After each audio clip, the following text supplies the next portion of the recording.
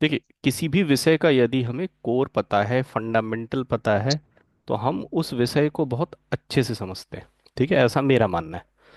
ठीक है। तो इसलिए मेरा पढ़ाने का भी तरीका वही है कि किसी भी सब्जेक्ट को हम यदि उसके फंडामेंटल से लें, शुरू करें, पढ़ें, जानें, जो वर्डिंग्स हमारे सामने आती हैं, जो टर्मिनोलॉजी हमारे सामने आती, जो शब्दावली हमारे सामने आती, उनकी मीनिंग हमें पता होना चाहिए।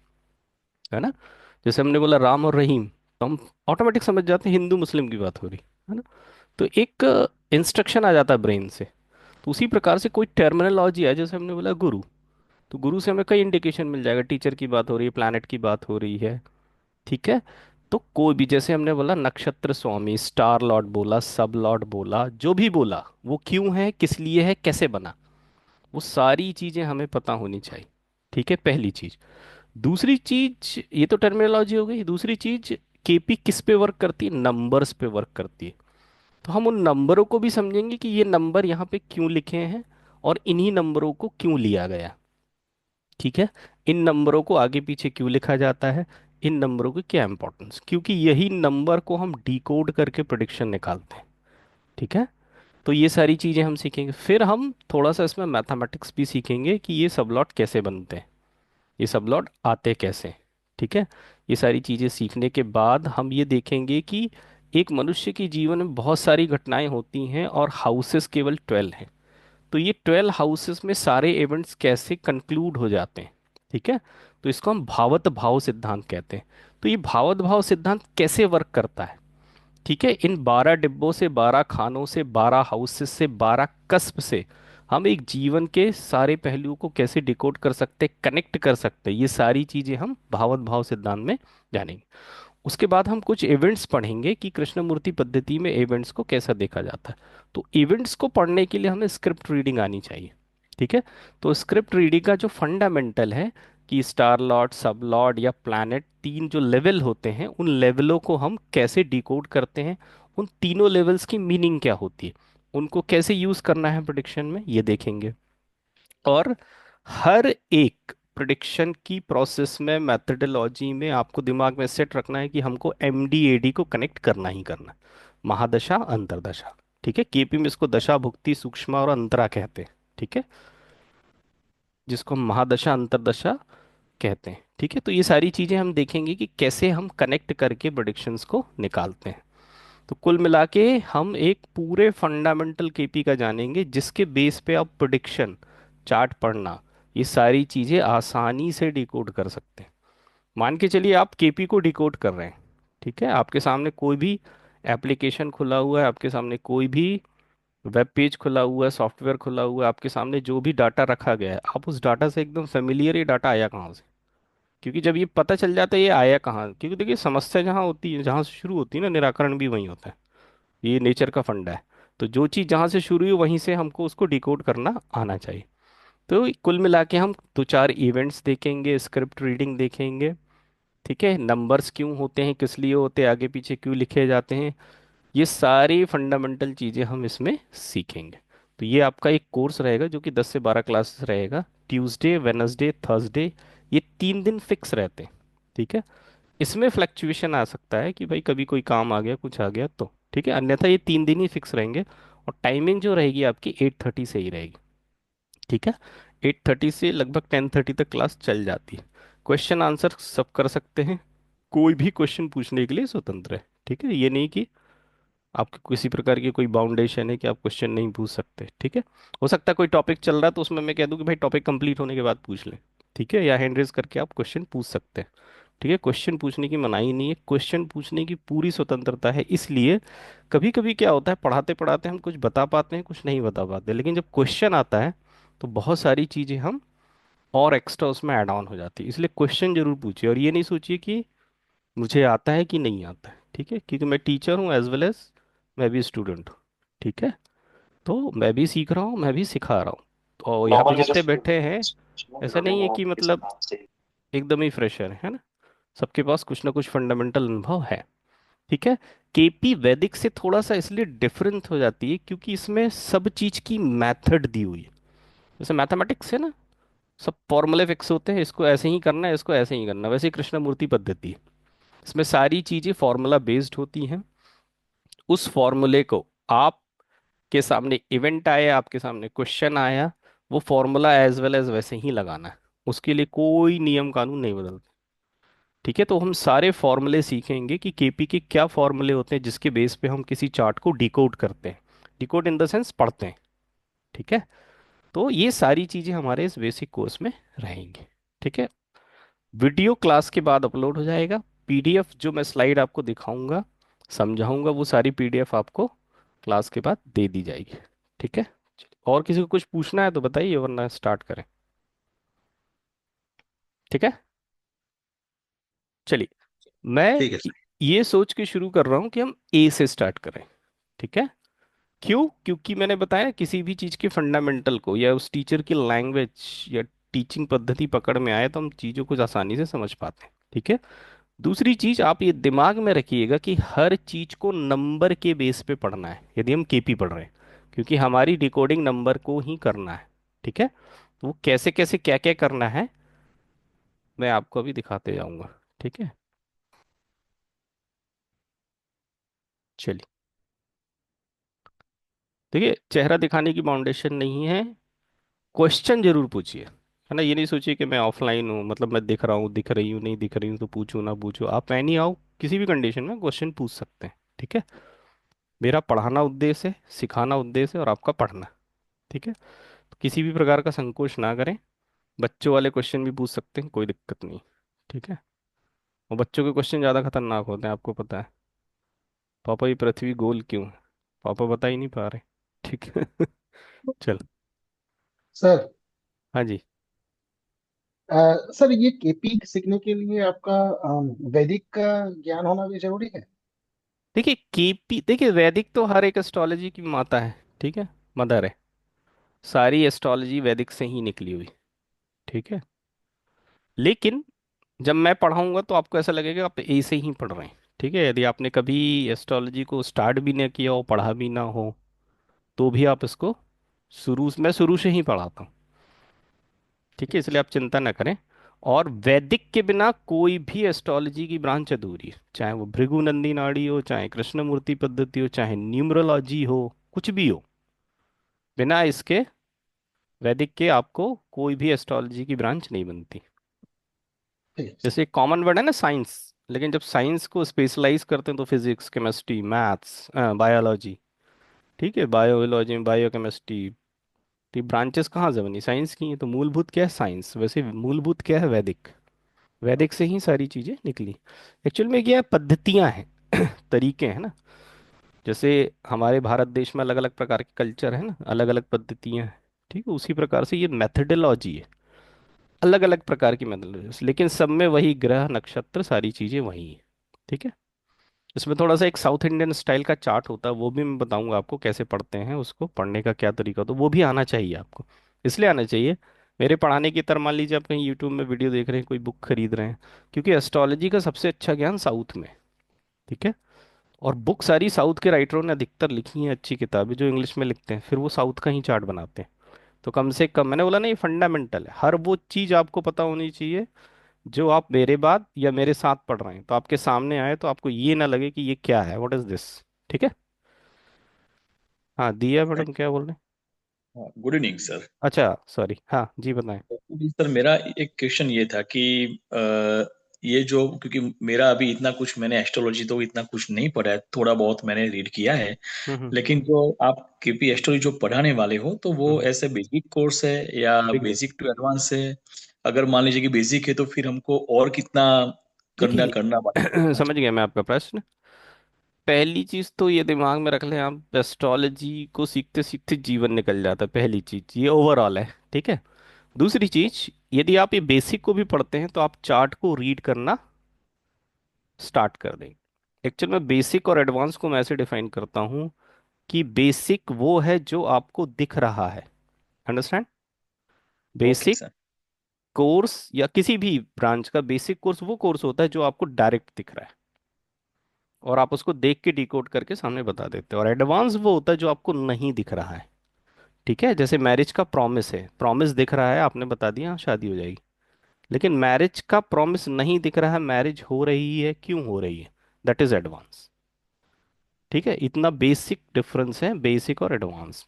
लेकिन आप बेसिक पढ़ने के बाद भी चार्ट को रीड करना शुरू कर देंगे, प्रिडिक्शन आपकी आने लगी। ठीक है। ओके सर, और रिकॉर्डिंग सर इसके जो है वो लाइफ टाइम अवेलेबल हो गए या थोड़े टाइम के लिए? लाइफ टाइम ही रहता है, मैं उसको डिलीट नहीं करता हूँ। Okay sir. हमेशा थैंक यू। अवेलेबल रहती है, हाँ, बस उसको आप सेव करके रखे रहिए।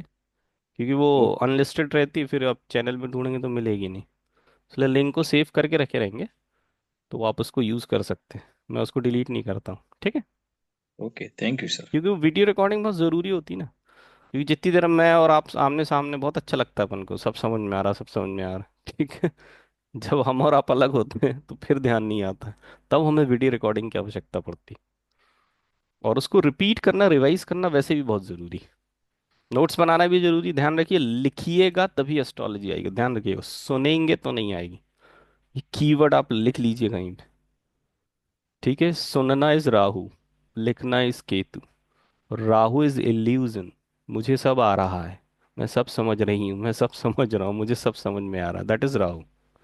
ओके, लिख दिया, दैट इज केतु। ठीक है। और जिसका केतु अच्छा होता है उसकी एस्ट्रोलॉजी भी अच्छी होती है, क्यों? राहु सिर है, सिर अलग है, नीचे क्या है, धड़ है, दैट इज केतु। ब्रेन नहीं है ना उसके पास इंट्यूशन है। तो इंट्यूशन पावर आपका अच्छा, तो आप सोच के देखिए आपकी एस्ट्रोलॉजी कितनी अच्छी होगी। इसलिए केतु आपका अच्छा तो एस्ट्रोलॉजी अच्छी, और केतु इज राइटिंग। तो आपने एक बार किसी चीज को लिख लिया तो वो फिक्स हो जाती है। तो ये मत सोचिएगा कि पीडीएफ मिल गई है, यही अंतिम सत्य है। ठीक है, लिखना जरूर। आपकी हैंड राइटिंग में आप लिखेंगे ना तो आपको एस्ट्रोलॉजी अच्छी आएगी। ये मूल मंत्र है। ठीक है, चलिए शुरू करते हैं।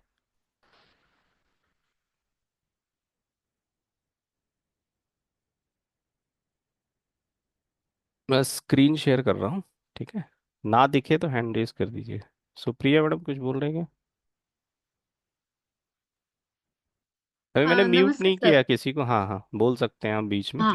हाँ बताइए। हाँ, मुझे एक पूछना था कि हम्म। आप अभी जैसे हमारे कुंडली में देख के बताओगे क्या कि हमारे कुंडली में है क्या एस्ट्रोलॉजी करने का? नहीं, जब कोर्स हो जाएगा तब बताऊंगा। ने फीस वापस तो करनी पड़ेगी ना। चलिए। चलेगा सर। ओके।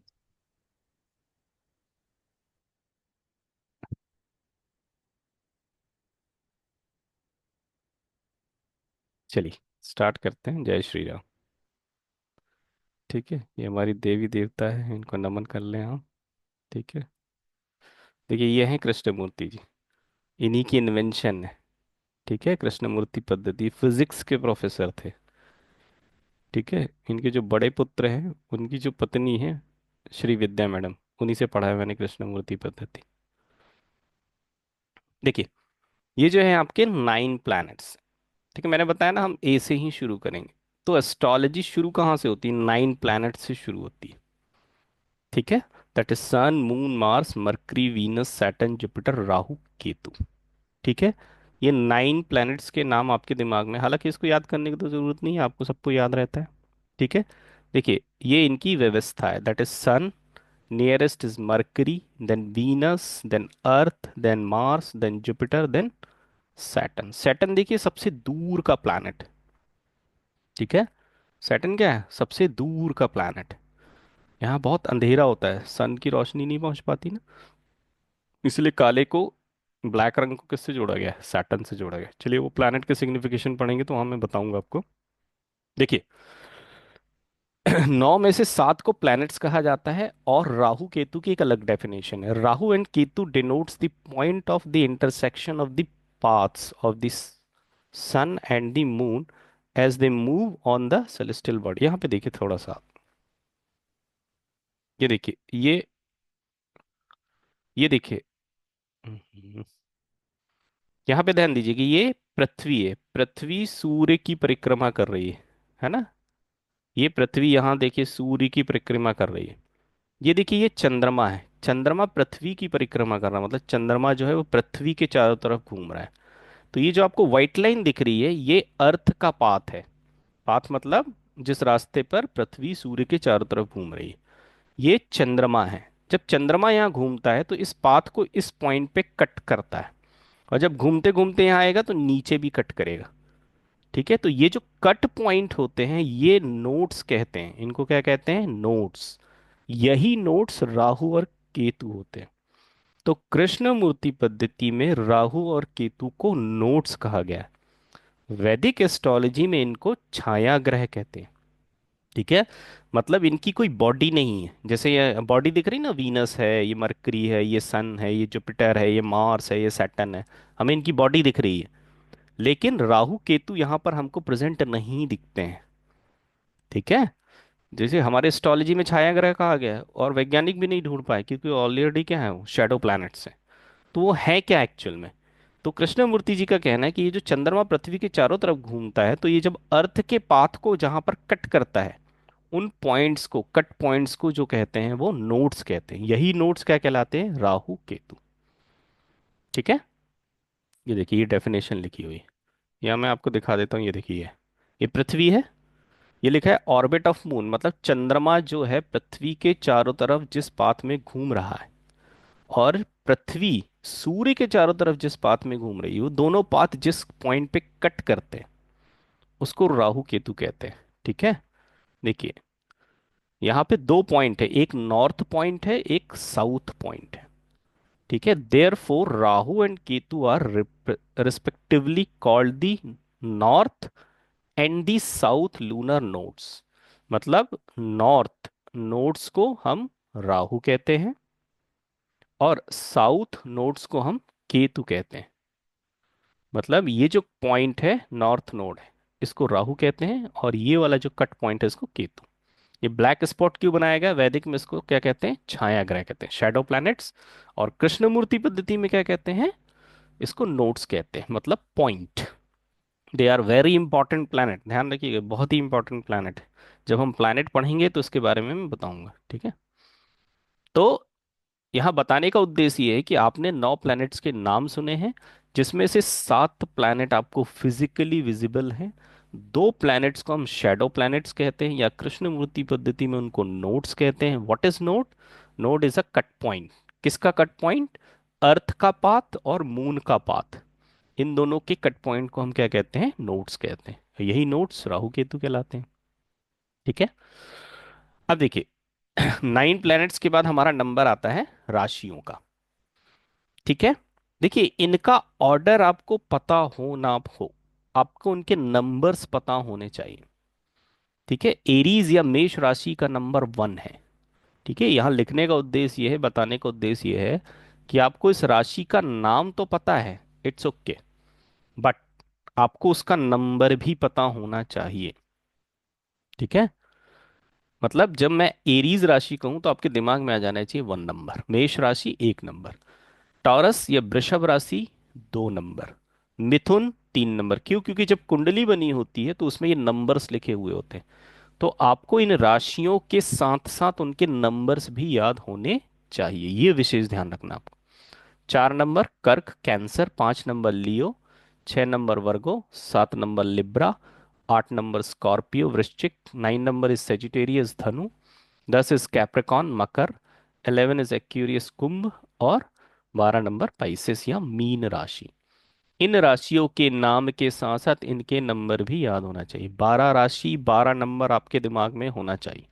ठीक है, ये राशियों की व्यवस्था दी है हमारी यूनिवर्स में। ठीक है, देखिए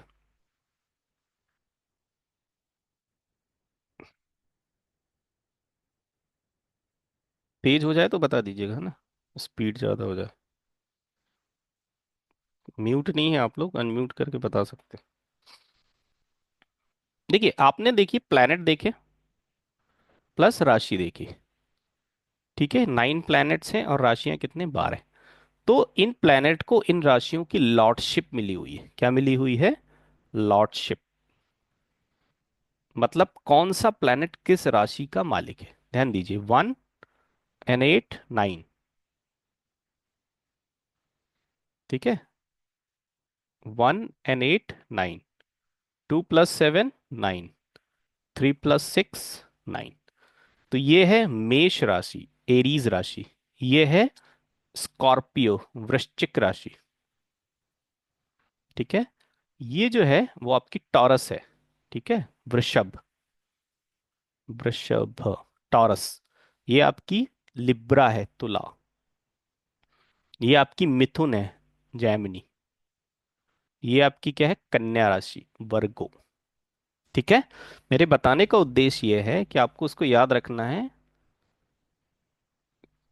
वन मतलब मेष राशि, एट मतलब वृश्चिक राशि, इसका जो लॉर्ड होता है वो मंगल होता है, मार्स। ठीक है, ये लॉर्डशिप बता रहा हूं मैं आपको। देखिए 2 and 7, ठीक है, दैट इज शुक्र, वीनस। जो हिंदी भाषी हैं, सात से शुक्र, ठीक है, सात शब्द से शुक्र, से पकड़ लीजिएगा, 7, शुक्र, वीनस। ठीक है, 3 + 6, ये है, इसका है बुध, मर्क्यूरी। तो 12 में से दो, दो चार, दो छः, ये लॉर्डशिप आपको पता हो गई। ठीक है, इसका सिंपल सा फॉर्मूला है 9, 1 + 8 9, 2 + 7 9, 3 + 6 9। मतलब मेष राशि, वृश्चिक राशि, एरीज एंड स्कॉर्पियो का जो लॉर्ड है वो मार्स है। ठीक है, taurus and the Libra. Taurus मतलब वृषभ राशि और तुला राशि, इसका जो लॉर्ड है, मालिकाना हक, लॉर्डशिप किसके पास है, वीनस के पास है, शुक्र के पास है। ठीक है, that is Jaimini, Mithun, that is कन्या, वर्गो, ये बुध है। ठीक है, दैट इज मरकरी। तो इन छह की लॉर्डशिप इसके पास है। अब देखिए, ये मैंने बताया ना, 7 से शुक्र, 4 से चंद्रमा, मून, 4 नंबर कर्क राशि, कैंसर, इसकी लॉर्डशिप किसके पास है, मून के पास है। 4 के बाद आएगा 5, दैट इज लियो। लियो मतलब शेर, सूर्य। लियो मतलब शेर, सूर्य। ठीक है, कितनी राशियां होंगी, दो, दो चार, दो छः और दो, 8 राशियां होंगी। अभी भी 4 राशियों का लॉर्डशिप बची हुई है। देखिए, कंटिन्यूअसली 10 and 11, 10 and 11 कंटिन्यूअसली, ये नंबर, ये सैटर्न का नंबर है। ठीक है, मकर राशि और कुंभ राशि की जो लॉर्डशिप है वो किसके पास है, सैटर्न के पास। बच गई आपकी 9 and 12, ये जो है गुरु के पास है इसकी लॉर्डशिप, जुपिटर। मतलब धनु राशि और मीन राशि, सेजिटेरियस एंड दी पाइसेस, ये जो दो राशियां हैं इनकी लॉर्डशिप गुरु के पास है। That is very important thing, ये आपको याद होना ही चाहिए, विद नंबर। ठीक है, मैं बता रहा हूँ, केपी पढ़ना है तो हमको नंबर्स के साथ चीजें याद होनी चाहिए। ठीक है, जहां जहां कुछ ऐसा कोडिंग होगी मैं आपको बताता जाऊं। तो ये सिंपल कोडिंग है, 1 and 8 9, 2 and 7 9, 3 and 6 9, 6 प्लैनेट आपके, 6 राशियां यहीं पे निपट जाती हैं। ठीक है, याद रखने का भी तरीका है, 7 से शुक्र, 4 से चंद्रमा। ठीक है, तो ये सारी 12 राशियों की लॉर्डशिप आती। अब वो एक प्लैनेट बच जाता है, that is Rahu and Ketu. तो केपी में इनको किसी भी राशि की लॉर्डशिप नहीं दी गई है, ध्यान रखिएगा कि राहु और केतु को किसी भी राशि की लॉर्डशिप नहीं है। यहाँ देखिए ना, 12 राशियों का बंटवारा हो गया, कोई राशि बची ही नहीं। ठीक है, 12 राशि इन 7 प्लैनेट्स के बीच में बांट दी गई। तो 8वां और 9वां जो है वो राहु और Ketu, they are the notes. ठीक है, तो इनको किसी भी राशि की लॉर्डशिप प्राप्त नहीं है, या हम कहेंगे राहु केतु की कोई राशि नहीं होती केपी में। ठीक है, राहु केतु की कोई राशि नहीं होती। ये जिस राशि में बैठेंगे, ध्यान से सुनिएगा, ये जिस भी राशि में बैठेंगे उस राशि की लॉर्डशिप ले लेंगे।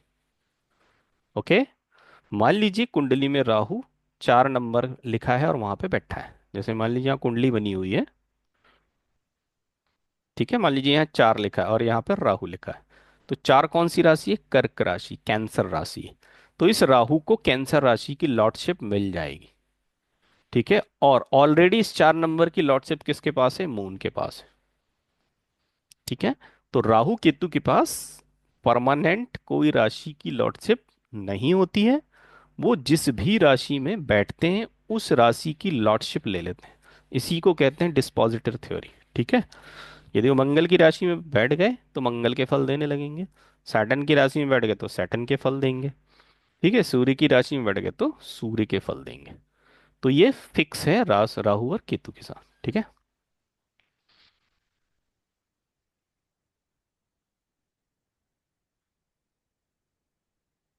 ठीक है, देखिए ये लिखा हो, that is planet and ownership. ठीक है, चंद्रमा 4, सूर्य 5, मंगल देखिए 1 and 8, 9, mercury 3 and 6, 9, Jupiter 9 and 12, Venus 2 and 7, 9, है ना, ये याद रखिएगा, ये 9 से ये 9 जुपिटर भी है, ध्यान रखिएगा।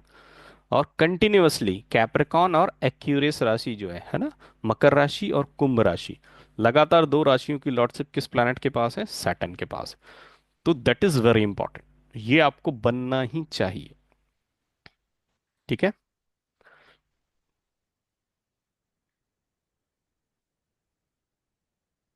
अब देखिए यहाँ पे, इन वैदिक astrology each planet has its own inherent quality and can influence the different aspect of a person। ठीक है, हर एक प्लैनेट के पास क्या है? उसका कारकत्व है, नेचर है। जैसे आप हैं, आपका एक फिक्स नेचर है, वो आपकी डीएनए में है, दुनिया की कोई ताकत उसको नहीं बदल सकती, आप भी नहीं बदल सकते। आप जैसे हैं, आपको कहीं पर भी रख दिया जाए, आप वैसे तो रहेंगे।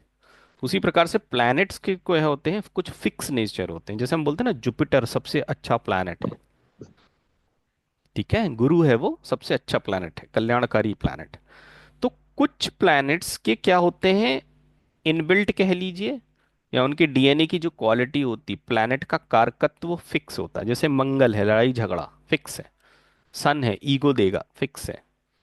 ठीक है, सैटर्न डिले करेगा, ये उसमें प्रीलोडेड है। ठीक है। तो कुछ ऐसी क्वालिटी होती है। बाकी प्लैनेट्स का कुछ क्लासिफिकेशन या उनको बांटा गया है अलग अलग कैटेगरी में। ठीक है, देखिए वो कैटेगरी ये है, प्लैनेट्स को कहा गया है natural malefic planet, natural benefic planet. ठीक है, मैलेफिक जो आपके काम में प्रॉब्लम क्रिएट करेंगे, बाधा डालेंगे, दैट इज मैलेफिक। बेनिफिक जो आपके काम को आसान कर देते हैं, उसको कहते हैं बेनिफिक। सिंपल सी डेफिनेशन है, बेनिफिक मतलब आपके कार्य को आसान कर दे। ठीक है, मेलेफिक जो आपके काम को प्रॉब्लमेटिक कर दे, प्रॉब्लम क्रिएट करें आपके काम में, दैट इज मेलेफिक। तो कुछ ये नेचुरल लिखा है, ध्यान रखिएगा, है ना, नेचुरल केपी में, ध्यान रखिए केपी में, no planet is malefic, no planet is benefic. वो प्लैनेट आपकी कुंडली में क्या दे रहा है, उसके आधार पे आप बोलेंगे दैट इज मैलेफिक और बेनिफिक। लेकिन हम यहाँ यूज कर रहे हैं नेचुरल शब्द। मैंने बताया ना, आपकी जो क्वालिटीज है इनबिल्ट फिक्स है, कोई नहीं बदल सकता उसको। तो मैलेफिक कैटेगरी में आता है मार्स, सैटर्न, राहु, केतु, ये प्रॉब्लम क्रिएट करेंगे ही करेंगे। ठीक है, एक चोर को आप घर में छोड़ दो, कुछ ना कुछ तो चोरी करेगा ही। तो वैसे ये प्लैनेट है, कितने भी अच्छे हों, कितने भी अच्छे हों, ये अपने कारकत्व को नहीं छोड़ते, सिग्निफिकेंस को। ठीक है, बेनिफिक जुपिटर है, वीनस है एंड मून। सन को क्या कहा गया? क्रूर ग्रह कहा गया। ठीक है, क्रूर इज लाइक फादर। ठीक है, अच्छा करोगे तो प्रशंसा करता है, खराब करोगे तो डांट पड़ती है। माँ अच्छा करो खराब करो दोनों कंडीशन में प्यार करती दुलार करती है। लेकिन सन नहीं है, सन इज लाइक अ फादर। ठीक है, लाइक अ किंग, अच्छा काम करोगे इनाम मिलेगा, बुरा काम करोगे फांसी की सजा मिलेगा। तो सन इज लाइक अ किंग और अ फादर, इसलिए इसको क्रूर या माइल्ड बेनिफिक प्लैनेट कहा गया। ठीक है, माइल्ड बेनिफिक। ठीक है, देखिए 1 2 3 4 5 6 7 8 प्लैनेट हो गए, आपका नवा प्लैनेट बचता है, दैट इज मरकरी। तो mercury is neither malefic nor benefic, ना तो ये मैलेफिक है ना ही बेनिफिक है। जैसे मैंने बताया था ना, राहु केतु की कोई राशि नहीं होती, जिस राशि में बैठते हैं उस राशि की वो लॉर्डशिप ले लेते हैं, जस्ट लाइक मरकरी। मरकरी यदि मैलेफिक प्लैनेट के साथ बैठा है तो वो मैलेफिक नेचर का हो जाएगा, और यदि वो बेनिफिक प्लैनेट के साथ बैठा है तो बेनिफिक नेचर का हो जाएगा। कैसे? यदि मान लीजिए मरकरी जुपिटर के साथ बैठा है तो ये अच्छे रिजल्ट देगा, यही मरकरी यदि मार्स के साथ बैठा है तो रिजल्ट को खराब कर देगा। ठीक है, अब ये तो साथ वाली होगी, अब अकेले बैठा होगा तो क्या होगा? ठीक है, देखिए, Mercury is neither malefic nor benefic, it becomes malefic if conjoined with the malefic planet, it becomes benefic if conjoined with the benefic planet. लेकिन यदि वो अकेला है तो बेनिफिक है, अकेला है तो भी क्या है, वो बेनिफिक है। ठीक है। अब देखिए, ये दो चीजें वेरी इंपॉर्टेंट हैं, ये ध्यान रखिएगा, बहुत ही इंपॉर्टेंट चीज है। सैटर्न और मरकरी, सैटर्न ऑलवेज डीले को शो करता है। मैंने बताया ना, बहुत दूर का प्लैनेट है, सनलाइट वहां पहुंचती नहीं। ठीक है, इसलिए वो डिले का इंडिकेशन देता है। मरकरी मल्टीप्लिसिटी है या डुअलिटी है, किसी भी चीज को डुअल कर देता है। ठीक है, ये दो फंडामेंटल हमेशा ध्यान रखें, ये केपी में बहुत जगह आता है। ठीक है, तो सैटर्न को डिले के रूप में जाना जाता है, और मरकरी को डुअलिटी। ठीक है, डी डी, डिले डुअलिटी, ये शब्द आप याद रखिएगा फॉर सैटर्न एंड मरकरी। ये देखिए, ये हम बाय डिफॉल्ट जो है वो सब जगह है, केपी में भी है, वैदिक में भी है, अन्य शाखाओं में भी। ये फंडामेंटल या बेसिक नेचर, ये डीएनए कह लीजिए प्लेनेट का, जो हम पढ़ रहे हैं। ठीक है, अभी हम केपी स्टार्ट नहीं किया, अभी हम तो समझ रहे हैं। ठीक है, तो यहाँ पर प्लैनेट्स की अलग अलग प्रकार की कैटेगरी बनाई गई है, जिसमें नेचुरल मैलेफिक, नेचुरल बेनेफिक, माइल्ड है। ठीक है, मरकरी है, सैटर्न और मरकरी डिले का कारक है। तो ये सारी चीजें आपके दिमाग में एक पिक्चर सेट होनी चाहिए, जैसे एक व्यक्ति के बारे में यदि हमें पता हो तो हम उसके अकॉर्डिंग बिहेव करते हैं, है ना, या हमें पता होता है कि हमें इससे कितनी बात करनी, कितनी नहीं करनी, इसके सामने कितने राज खोलने, कितने राज नहीं खोलने। क्लियर है? चलिए, अब देखिए राशियों के नेचर के बारे में पढ़ना हमको, है ना। अलग अलग चीजें हैं, ये यहाँ पे आएगा, मैं आपको बता देता हूँ। देखिए, there are four elements in a Vedic astrology, that is fire, earth, fire, water, earth and air. चार प्रकार के तत्व हैं। ठीक है, earthy, airy, watery and fiery, ये चार प्रकार के तत्व हैं। ठीक है, इनको हम कैसे आगे देखते हैं, देखिए यहाँ पे सिंपल है, गिनती लिखना है आपको। सबसे पहले ऑर्डर लिख दीजिए, फायर, अर्थ, एयर, वाटर। देखिए मैं यहाँ बताता हूँ।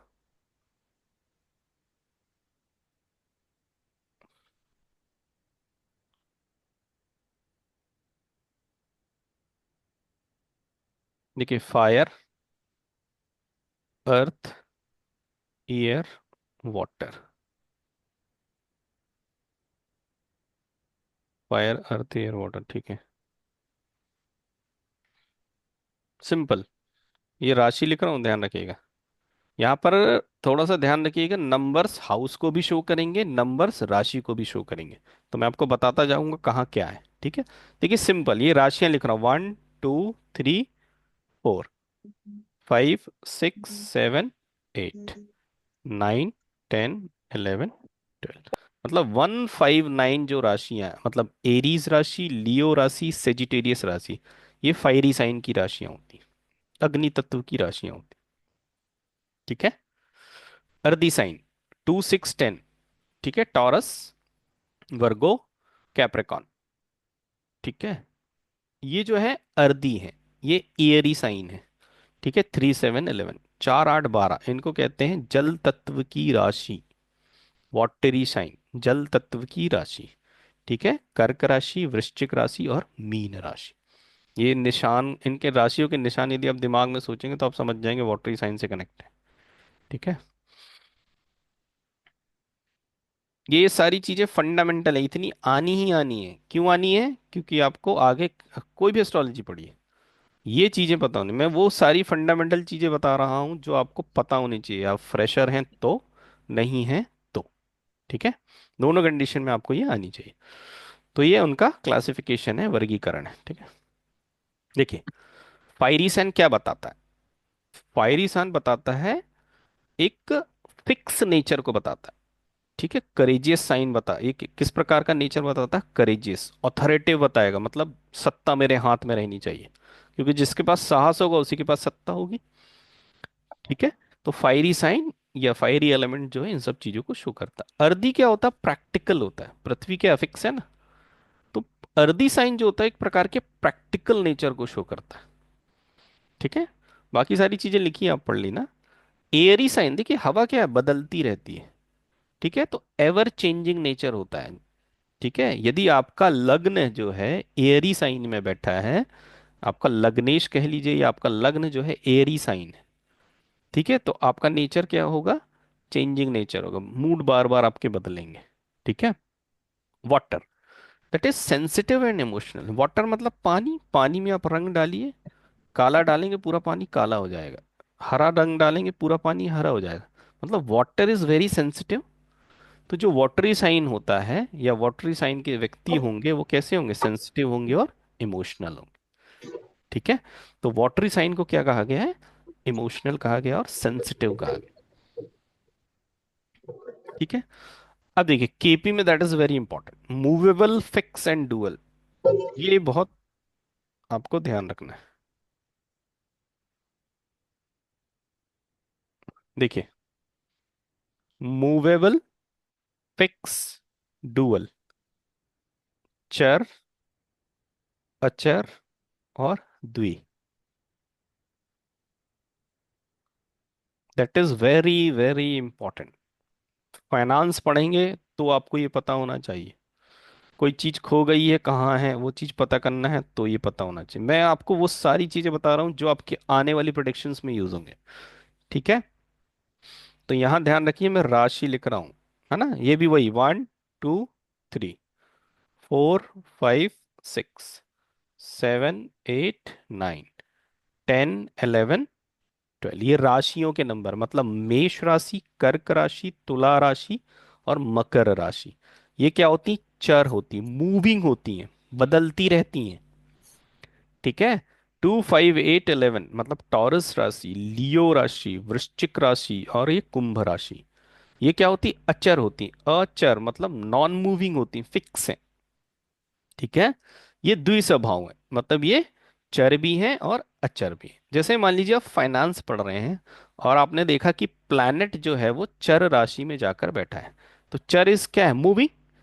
मतलब जैसे आप अनिल अंबानी या मुकेश अंबानी की कुंडली में फाइनेंस देखने जाएंगे, तो वहां पर उनका जो फाइनेंस का कनेक्शन है आपको चर राशियों से मिलेगा, क्योंकि उनके पास पैसा आ रहा है जा रहा है, आ रहा है जा रहा है, आ रहा है जा रहा है, दैट इज मूविंग। ठीक है, यदि फिक्स में चला गया तो वो क्या होगा, एक फिक्स अमाउंट ही उनके पास आएगा और फिक्स अमाउंट ही जाएगा। ठीक है, तो इस प्रकार से हमें इन प्रकार के चर, अचर और द्विस्वभाव राशियों की आवश्यकता आगे आने वाली क्लासेस में होंगी। तो आपको ये पता होना चाहिए, नहीं पता है तो आपको ये ऑर्डर में लिख दीजिए, जैसे ये है ना, एलिमेंट्स का order, fiery, earth, water and air and water. यहाँ 1 2 3 4 5 6 7 8 9 10 ऐसे करके गिनती लिख दीजिए, आपको ऑटोमेटिक मिल जाएगा। ठीक है, और इनको लिखने का तरीका सबसे पहले moving, then fix, then dual. ठीक है, ये न्यूट्रलाइज हो रहा है ना, मूविंग था उसको फिक्स कर दिया, और ये द्विस्वभाव मतलब दोनों क्वालिटी आ गए। तो 1 2 3 4 5 6 7 8 9 10 11 12। ठीक है, आपको नहीं याद होता है तो आप ऐसे नंबर्स लिख के भी उसको चेक कर सकते हैं, बाकी कुंडली में कैसे दिखते हैं मैं अभी आपको दिखा दूंगा। ठीक, तो ये भी बहुत इंपॉर्टेंट है कि आपको उसका नेचर पता होना चाहिए कि मूविंग कैटेगरी है, फिक्स कैटेगरी है, डुअल कैटेगरी का है। ठीक है, जितना मैं आपको बता रहा हूँ उतना तो पता ही होना चाहिए यदि आपको कोई भी एस्ट्रोलॉजी पढ़ना है, ये नहीं कह रहा केपी पढ़ना है। ठीक है, देखिए उनके कैरेक्टरिस्टिक लिखे हैं मूवेबल, फिक्स एंड डुअल के। ठीक है, जैसा मैंने आपको अभी बताया था, बाकी आप इसमें भी देख सकते हैं। ठीक है, बस आपको ये नेचर पता होना चाहिए, कोई भी चीज बदल रही है, बार बार चेंजेस आ रहे हैं, दैट इज मूविंग। यदि उसमें चेंजेस नहीं आ रहे, दैट इज फिक्स। ठीक है, अब मान लीजिए बोल रहे मेरे को किराने का व्यवसाय करना है। ठीक है, आपके फाइनेंस वाला प्लैनेट जाकर बैठ गया है फिक्स साइन। अब किराना दुकान होती कैसी है, पैसा आ रहा है जा रहा है, आ रहा है, हर 2 मिनट में आ रहा है जा रहा, आ रहा है जा रहा। तो उस फाइनेंस का कनेक्शन किससे बनना चाहिए, मूविंग से, फिक्स से कि डुअल से, तो मूविंग से बनना चाहिए। यदि वो मूविंग से बनेगा तो ही तो अच्छा बिजनेस चलेगा। फिक्स से बन गया तो पता चला दिन में 2 ही ग्राहक आ रहे हैं। ठीक है, तो ये सारी चीजों की आवश्यकता हमें आगे आने वाली क्लासेस में पढ़ेंगे। ठीक है, ये कुछ कैरेक्टरिस्टिक है। चलिए, मेल राशि, फीमेल राशि, जब हम चाइल्ड बर्थ पढ़ेंगे तो हमको इसको आवश्यकता पड़ेगी कि कौन कौन सी राशियां जो हैं वो मेल राशि हैं, कौन कौन सी फीमेल। सिंपल सा फंडा है, जब आपने मैथमेटिक्स पढ़ी होगी तो इवन नंबर होते हैं और ऑड नंबर होते हैं। इवन नंबर वो नंबर हैं जो 2 से डिविजिबल होते हैं, और ऑड नंबर वो होते हैं जो 2 से डिविजिबल नहीं है। ठीक है, तो ये देखिए 1 3 5 7 9 11। ठीक है, ये सारे ऑड नंबर, ध्यान रखिए, man will be odd, man will be odd. ठीक है, तो मैन मतलब मेल राशि, मेल राशि कौन सी है, ऑड। कंफ्यूजन ना हो ना, ऑड इवन में कौन मेल है कौन फीमेल है, ये कौन क्या है ना, तो आप याद रखिए मैन विल बी ऑड। ठीक है, तो जितनी भी ऑड नंबर्स की राशियां होती हैं, जैसे मेष राशि, दैट इज मिथुन राशि, दैट इज सिंह राशि, दैट इज तुला राशि, दैट इज सेजिटेरियस क्या बोलते हैं, धनु राशि। ठीक है, 11 नंबर कुंभ राशि। देखिए नंबर से ही राशि को याद रखना है, ध्यान रखिएगा। यहाँ पर राशियों, इसलिए मैंने वो राशियां बताई थी। क्यों? क्योंकि जब लॉर्डशिप है आपके पास फॉर्मूला 1 8 2 7 3 6, तो नंबर से बहुत जल्दी चीजें याद होंगी। ठीक है, तो इवन नंबर और ऑड नंबर से आप पकड़ लेंगे कि कौन सी राशि पुरुष राशि है, कौन सी राशि स्त्री राशि। क्योंकि जब हम चाइल्ड बर्थ पढ़ते हैं, चाइल्ड का जेंडर देखते हैं कि बच्चा लड़का होगा लड़की होगी, तो हमको इनकी आवश्यकता पड़ेगी। ठीक है, नेक्स्ट है फ्रूटफुल राशि, ऐसी राशि जो हमें अच्छे परिणाम ही देती है, दैट इज कर्क राशि, 8 नंबर वृश्चिक राशि और 12 नंबर मीन राशि। ठीक है, इनको फ्रूटफुल राशियां कहा जाए, फ्रूटफुल मतलब आपके लिए अच्छी होती है। दैट इज बैरन साइन, ये दैट इज वेरी इंपॉर्टेंट जब हम चाइल्ड बर्थ पढ़ेंगे। चाइल्ड बर्थ में आपको मेल राशि, फीमेल राशि एंड बैरन साइन, ये 3 चीजों का ज्ञान होना बहुत आवश्यक है। तभी आप चाइल्ड बर्थ से रिलेटेड प्रिडिक्शन केपी में कर सकते हैं, केपी ही बताती है कि चाइल्ड का जेंडर क्या होगा। ठीक है, इजिली देखिए, बैरन को हम कहते हैं बंजर राशियां। क्या कहते हैं? बंजर। ठीक है, बंजर जमीन आपको पता है जहां कोई फसल नहीं होती, दैट इज बंजर, ये सूखी पड़ी हुई है उसको हम बंजर कहते हैं। ठीक है, तो ये है 1 3 5 6, मतलब मेष राशि, वर्ग क्या बोलते हैं, जैमिनी मिथुन राशि, लियो सिंह राशि, और 6 इज वर्गो कन्या राशि। ये ध्यान रखिएगा, 1 3 5 6, ये जो राशियां हैं बैरन साइन। ठीक है, म्यूट राशियां देखिए, आपको यदि याद होगा तो ये जल तत्व है ना, हमने पढ़ा था ना, 4 प्रकार के तत्व पढ़े थे, सबसे आखिरी में कौन सा था, वाटरी साइन था ना। और वाटरी साइन क्या है, 4 8 12, ये 4 की टेबल लिखिए, ध्यान रखिएगा, 4 की टेबल है, 4 8 12। ठीक है, इसको वाटरी साइन कहते हैं, पानी में क्या होगी, आवाज आएगी नहीं आएगी, इसलिए इसको म्यूट साइन कहते हैं। ठीक है, 3 7 11 इज अ वॉइस राशि, वोकल राशियां।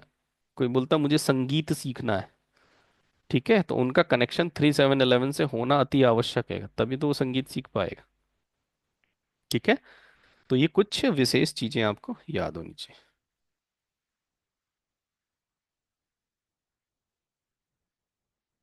चलिए थोड़ा सा ब्रेक करते हैं, बताइए किसी को यहाँ तक कुछ समझ में नहीं आया तो बताएं,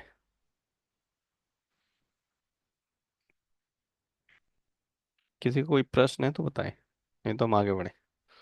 वैसे अधिकांश लोग सारी चीजें जानते होंगे। ठीक है, लेकिन उसको पढ़ने का क्या तरीका है, या अब हमें केपी के लिए उनको कैसे पढ़ना है ना, वो सारी चीजें मैंने आप लोगों को बताई है।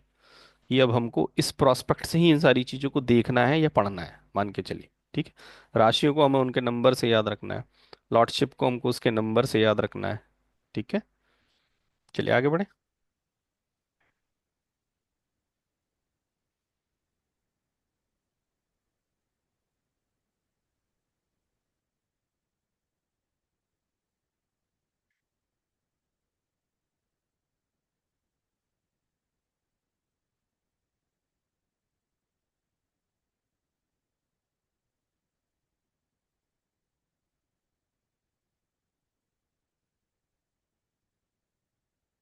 ये हो गया। देखिए इस कुंडली से तो आप फेमिलियर है, नॉर्थ इंडियन चार्ट कहते हैं हम इसको, है ना।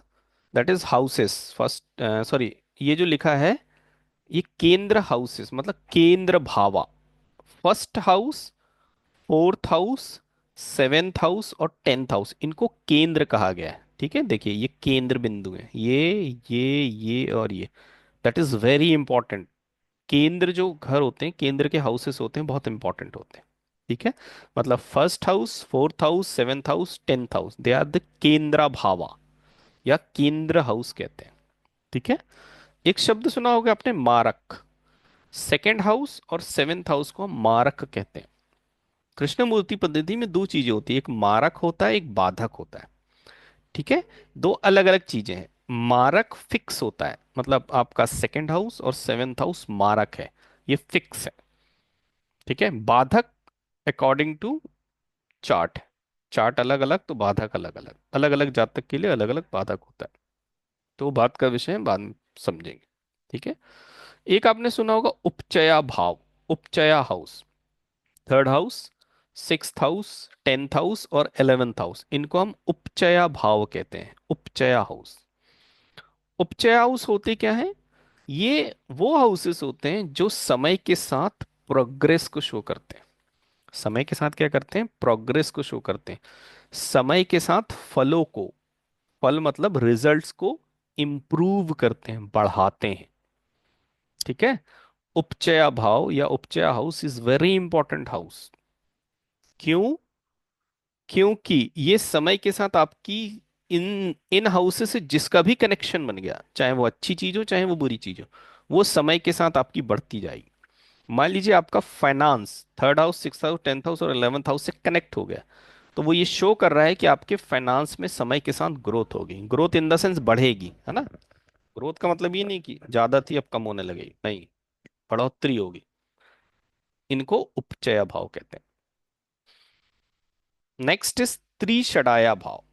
त्रिषडाया भाव देखिए, 3, 6, 10, 11 में से 10 को हटा दिया है, दिख रहा है, 3, 6, 10, 11 में से 10 को हटा दिया, दैट इज कॉल्ड त्रिषडाया भाव। ये भी समय के साथ ग्रोथ को ही शो करते हैं, लेकिन ये पर्सनल लॉसेस भी देते हैं आपको।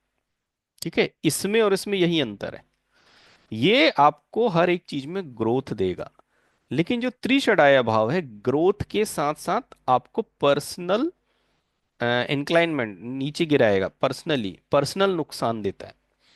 जैसे कैसे? मान लीजिए आप जॉब करते थे, आप घर में रहते थे, रोज रात को घर आ जाते थे, आपकी प्रमोशन हुई, आप बाजू वाले शहर में चले गए, मैनेजर बन गए, तब भी आप क्या करते थे? 100 किलोमीटर के दायरे में तो ट्रेन पकड़ के अपने घर आ जाते थे। अब आपको एरिया मैनेजर बना दिया गया। आप अपने प्रोफेशन में, आपके फाइनेंस में ग्रोथ कर रहे हैं, लेकिन आपको एक पर्सनल लॉस हो रहा है। क्या हो रहा है? आप फैमिली से दूर हो रहे हैं, बच्चों से दूर हो रहे हैं। ठीक है, तो त्रिषडाया भाव भी हमें ग्रोथ ही देते हैं, लेकिन पर्सनल लॉसेस भी साथ में कनेक्ट करते जाते हैं। ठीक है, ये मेजर डिफरेंस है उपचया एंड द त्रिषडाया भाव। ठीक है, देखिए 6, 8, 12, that is called trick house. ये हमेशा प्रॉब्लम क्रिएट करते हैं। ट्रिक हाउसेस वो हाउसेस हैं जो हमेशा प्रॉब्लम क्रिएट करते हैं। कृष्णमूर्ति पद्धति में 8 नंबर और 12 नंबर, दैट इज ऑब्स्टेकल, दिमाग में सेट कर लीजिए। 8 number and the 12 number is obstacle, fix है। बाकी इसके 50 सिग्निफिकेंस है। 8 नंबर के बहुत सारे सिग्निफिकेंस हैं, 12 नंबर के बहुत सारे सिग्निफिकेटर हैं, अभी हम पढ़ेंगे नेक्स्ट क्लास में। ठीक है, लेकिन यूनिवर्सल सिग्निफिकेंस इन केपी एस्ट्रोलॉजी आपको ध्यान रखना है। 8 is obstacle, 12 is obstacle, 8 and 12 is disaster. ध्यान रखिए, 8 और 12 इज ऑब्स्टिकल, ओ आर और, but 8 A and D and 12 is disaster. ठीक है, इन केपी एस्ट्रोलॉजी त्रिक भावा, 6, 6th हाउस इतना प्रॉब्लम नहीं करता जितना 8th हाउस और 12th हाउस प्रॉब्लम क्रिएट करते हैं। ठीक है, तो इनको वैदिक एस्ट्रोलॉजी या एस्ट्रोलॉजी में त्रिक भावा कहा गया है। ठीक है, ये सारी डिटेल्स लिखी हुई जो मैंने भी आपको बताई है। ठीक है, देखिए, प्लैनेट्स की एनिमिटी पता होना बहुत जरूरी है, उनकी फ्रेंडशिप पता हो ना हो, आपका दोस्त कहाँ रहता है, क्या करता है, क्यों नहीं मिल रहा, क्यों बात नहीं कर रहा, ये आपके लिए टेंशन का विषय नहीं होता, आप नहीं सोचते। लेकिन आपका कोई यदि एनिमी है और उसकी एक्टिविटीज आपको नहीं पता चल रही हैं या पता चल रही हैं, दोनों प्रॉब्लमेटिक होती है। तो आपको फ्रेंडशिप पता हो ना हो, एनिमिटी प्लैनेट्स की पता होना बहुत जरूरी है। ठीक है, कौन सा प्लैनेट किसका, किसके साथ एनिमिटी रखता है, ये आपको पता होना बहुत जरूरी, क्योंकि ये रिजल्ट में इम्पेक्ट डालता है। ठीक है, जैसे सन, सूर्य जो है वो हमेशा सैटर्न के साथ एनिमिटी रखता है, और सैटर्न जो है वो हमेशा सूर्य के साथ एनिमिटी रखता है। देखिए, ये आपको पता है, पिता पुत्र। ठीक है, पिता पुत्र वाला रिलेशन पता है, सन एंड सैटर्न का। ठीक है। बताइए, क्या बोल रहे हैं मैडम? हाँ सर, मुझे एक पूछना है कि ये पिता पुत्र है, फिर एक दूसरे के एनिमिटी कैसे हो सकते हैं? वो मुझे वो अवैध आज तक समझ संतान है ना, नहीं आया। वो अवैध संतान है ना, मतलब माइथोलॉजी के हिसाब से। हम्म। छाया पुत्र है ना, छाया आई थिंक सन ठीक की जो है। वाइफ थी उनकी सिस्टर थी। ठीक है, उनकी संतान है, ओ, इसीलिए वो तो क्या बोलते हैं, सन ने उनको पुत्र का दर्जा नहीं दिया था ना, इस कारण से वो उनसे नाराज रहते थे।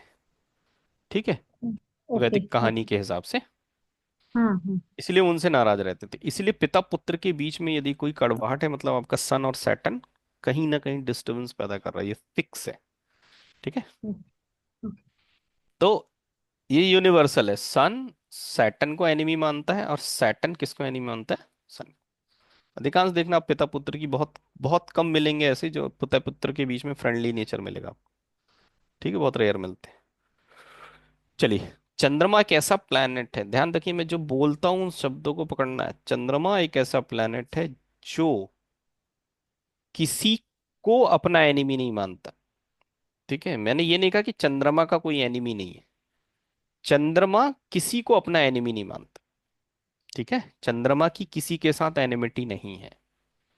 लेकिन ये देखो, बुध, बुध ऐसा प्लैनेट है जो चंद्रमा को अपना एनिमी मानता है। ठीक है, बुध एक ऐसा प्लैनेट है जो चंद्रमा को अपना एनिमी मानता है, लेकिन चंद्रमा एक ऐसा प्लैनेट है जो किसी प्लैनेट को अपना एनिमी नहीं मानता। ठीक है, ये कुछ चीजें विशेष हैं जो मैं आपको बता दे रहा हूं ताकि आपको याद करने में इजी रहे। ठीक है, मार्स किसको मानता है, मरकरी को मानता है। मरकरी किसको मानता है, मून को मानता है। जुपिटर, ये देखिए ये क्या है, देवताओं के गुरु हैं। वीनस क्या है, दानवों के गुरु हैं। तो जुपिटर वीनस को अपना शत्रु मानता है, ध्यान रखिए, वीनस नहीं मानता है। वीनस क्यों मानेगा, क्योंकि वीनस तो जानता है ना वो देव गुरु हैं, उनके पास पॉजिटिव ज्ञान मेरे से ज्यादा है। वीनस नहीं मानता जुपिटर को अपना शत्रु, लेकिन Jupiter is uncomfortable with Venus. ठीक है, दैत्य गुरु शुक्राचार्य।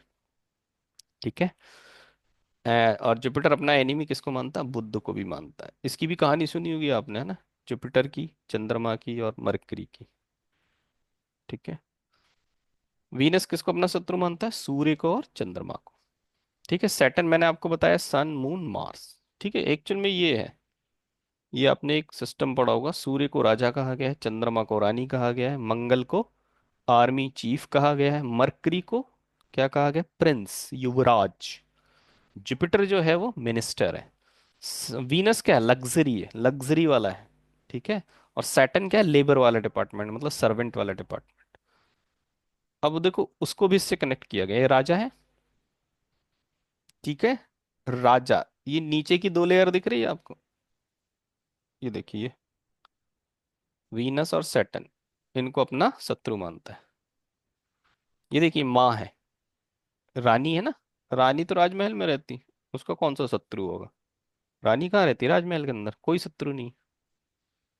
ये ध्यान रखना, ये युवराज है। माँ बेटे को कहाँ जा रहा है, कब आएगा, कितने बजे आएगा, तो ये क्यों कर रहा है, वो क्यों कर रहा है। बेटा क्या करता है, माँ को अपना सबसे बड़ा दुश्मन समझता है। ये देखिए, ये युवराज है, युवराज, रानी मतलब माँ को अपना शत्रु समझता है। ठीक है, माँ मतलब रानी, रानी तो राजमहल में रहती है, उसका कोई शत्रु नहीं है, देखिए नन। ये युवराज है, माँ सबसे ज्यादा ख्याल अपने युवराज का रखती है, रोक टोक करती है, इसलिए युवराज अपनी माँ को अपना शत्रु मानता है। ये कौन है, सेनापति है। सेनापति मतलब सबसे पावरफुल व्यक्ति इन योर किंगडम। ठीक है, तो इसका सबसे बड़ा शत्रु कौन होगा, युवराज। पटेगी नहीं ना इससे, क्योंकि सेनापति युवराज को भी सुपरसीड कर सकता है, क्योंकि उसको मालूम है राजा को जो कहूंगा वो राजा मानेगा। ठीक है, इसलिए ये युवराज की इससे नहीं पटती। ठीक है, या सेनापति की कह लीजिए, इससे नहीं पटती। ठीक है, मरकरी मून को क्यों शत्रु मानता मैंने आपको बता दिया। ठीक है, जुपिटर, ये देखिए ये गुरु जी हैं, गुरु जी की बेटे से नहीं पटेगी ना, युवराज से नहीं पटती। ठीक है, गुरुजी की युवराज से नहीं पटती, मालूम है मैं कोई जो भी ज्ञान दूंगा ये राजा तो सुन लेगा, उसका बेटा नहीं सुनेगा। ठीक है, ये युवराज है ना। और ये मैंने आपको बताया ना, ये दैत्य गुरु है, इससे तो वैसे ही निपटनी है इनकी। ठीक है। ये वीनस है, ये लग्जरी है, वैभव है। ठीक है। ओ सॉरी, ये क्या है, लग्जरी है, वैभव है। ठीक है। तो उसकी राजा और रानी दोनों से निपटती। ठीक है। ये क्या है, लेबर, सर्वेंट। ठीक है। तो सर्वेंट की किससे नहीं पटेगी, राजा से पटेगी नहीं, क्योंकि राजा कभी उसको आदर नहीं देगा, रानी कभी आदर नहीं देगी, सेनापति उसको कभी आदर नहीं देगा। क्यों नहीं देगा, क्योंकि उसको मालूम है ये सर्वेंट है हमारा। ठीक है। अपने इक्वलेंट नहीं समझेगा, आदर नहीं देगा। दैट इज फ्रेंडशिप और एनिमिटी आप कह सकते हैं। तो आपको फ्रेंडशिप याद करने की आवश्यकता नहीं, एनिमिटी इज वेरी इंपॉर्टेंट। ठीक है। सैटर्न और मार्स यदि इकट्ठा बैठ जाए ना, तो आपके प्रोफेशन की वाट लगा देते हैं। यदि वाट नहीं लगाएंगे तो क्या करेंगे, वहां लड़ाई झगड़ा क्रिएट करेंगे। देख लेना, जिसकी कुंडली में सैटर्न मार्स मिलेगा, आप जहां नौकरी करते हैं वहां आपके कुछ ना कुछ विवाद होते रहेंगे। फिक्स है। ये वो डीएनए वाले इम्पैक्ट बता रहा हूँ आपको। ठीक है। कोई नियम नहीं लगाना, कोई कानून नहीं लगाना, ये यूनिवर्सल कारकत्व हैं प्लैनेट्स के, ये अपने आप होते ही हैं। जैसे मैंने सैटर्न का डिले बताया, मरकरी का डुअलिटी बताया। ठीक है। तो वैसे ही कुछ फैक्ट्स हैं जो आपके दिमाग में हमेशा सेट रहने चाहिए। ठीक है। जैसे सन और सैटर्न बताया मैंने, है ना, पिता पुत्र की नहीं बनेगी। हो सकता है आपको चार्ट में कई जगह आपको मिले। ठीक है। और सैटर्न सबसे ज्यादा प्रॉब्लम क्रिएट करता है, ध्यान रखना, चंद्रमा को। सैटर्न का सबसे बड़ा शत्रु चंद्रमा है। 7.5 ही सुना होगा आपने। चंद्रमा की राशि से ही देखते हैं आगे पीछे। ठीक है। सैटर्न की दृष्टि भी चंद्रमा पे पड़ जाए तो प्रॉब्लमेटिक है। ठीक है। जैसे मैंने बताया ना, सैटर्न और मार्स कहीं से कनेक्ट हो जाए तो आपके प्रोफेशन में लड़ाई झगड़ा होना फिक्स है। ये ऐसी एनिमिटी है। इसलिए मैं बताया आपको, फ्रेंडशिप याद हो ना हो, एनिमिटी जरूर याद होना चाहिए। बहुत सारे प्रोडिक्शन आप इससे भी निकाल सकते हैं। ठीक है। तो दैट इज वेरी इंपॉर्टेंट। चलिए। सर एक बार वो स्टोरी बताओ ना वापस। स्टोरी अच्छी लग रही है आपको। देखो, सूर्य को राजा कहा गया है, चंद्रमा को रानी कहा गया है, मंगल को सेनापति कहा गया है। ठीक है। बुध को, मरकरी को युवराज कहा गया है ना, युवराज जो होने वाला राजा होता है। जुपिटर उसका क्या है, वो है, क्या बोलते हैं, गुरु। गुरु मतलब कुल गुरु होते हैं ना वो। वीनस क्या है, उस राज्य की लग्जरी है, वैभव है, विलास है। ठीक है। सैटर्न क्या है, उसका लेबर है, सर्वेंट है। इसके बेस पे भी एनिमिटी और उसको डिफाइन किया गया। ठीक है। नहीं ये सर, राज, आपने वो जुपिटर और कौन सा तो भी बोला ना, आप सबको वो स्टोरी मालूम रहेगी करके। अच्छा अच्छा मुझे नहीं अच्छा अच्छा, मालूम। ये आई थिंक मेरे को भी ध्यान नहीं, जुपिटर और मून की अवैध संतान मरकरी है ना। इसीलिए अच्छा ओ। मरकरी की जुपिटर से, जैसे सन और सैटर्न की कहानी है ना, वैसे ही है। हाँ। Okay okay. हाँ। इसीलिए जुपिटर की मरकरी से नहीं बनती। ठीक है। ओके। हाँ, ये कुछ कहानी है, मेरे को अच्छे से ध्यान नहीं, इसलिए मैंने बताया नहीं, गलत चीज डिलीवर ना हो जाए, लेकिन कहानी यही है। ठीक है। चंद्रमा। चलिए। मूल त्रिकोण राशि। देखिए, कुछ ऐसी राशियां हैं जहां पर यदि प्लैनेट बैठते हैं तो अपने बहुत अच्छे रिजल्ट देते हैं, उनको कहते हैं मूल त्रिकोण राशि। जैसे चंद्रमा जो है, सूर्य जो है, वो अपनी राशि लियो में बैठ जाए, सिंह राशि में बैठ जाए, तो अपने बहुत अच्छे रिजल्ट देता है। ठीक है। मूल त्रिकोण राशि 1 से लेकर 20 डिग्री तक होती है। ठीक है। नेक्स्ट है चंद्रमा। चंद्रमा यदि, देखिए चंद्रमा की राशि क्या है, 4 नंबर। ठीक है। 4 नंबर में बैठेगा तो हम बोलेंगे ना स्वग्रही है, या अपने घर में बैठा है।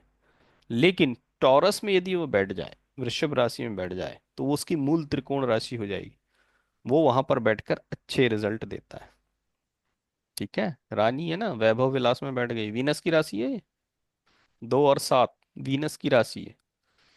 ठीक है। तो चंद्रमा टॉरस में जाकर जब बैठता है तो अपने अच्छे रिजल्ट देता है, इसलिए इसको चंद्रमा की मूल त्रिकोण राशि कहते हैं। मंगल की 2 राशियां हैं, 1 नंबर और 8 नंबर, उसमें से 1 नंबर जो है वो मंगल की मूल त्रिकोण राशि है।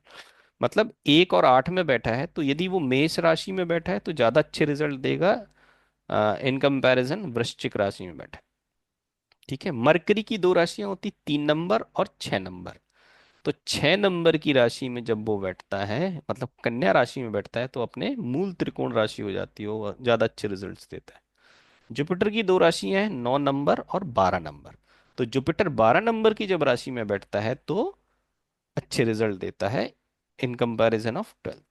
ठीक है, मतलब गुड रिजल्ट्स, अच्छे रिजल्ट, कंफर्ट जोन में आ गया वो, तो अपने अच्छे रिजल्ट देगा। वीनस की दो राशियां होती, 2 नंबर और 7 नंबर। तो 7 नंबर जब तुला राशि में वीनस होता है तो अपनी मूल त्रिकोण राशि में बैठ के अच्छे रिजल्ट्स देता है। सैटर्न की दो है, 10 और 11। तो 11 नंबर की जो राशि होती है वो उसकी मूल त्रिकोण राशि। अब देखिए थोड़ा सा ध्यान रखिए, सैटर्न इज 10 और 11। 10 में नहीं देता, वो 11 में देता है। वीनस की दो राशि होती, 2 और 7। फर्स्ट वाली में नहीं दे रहा है, सेकंड वाली में दे रहा है। ठीक है।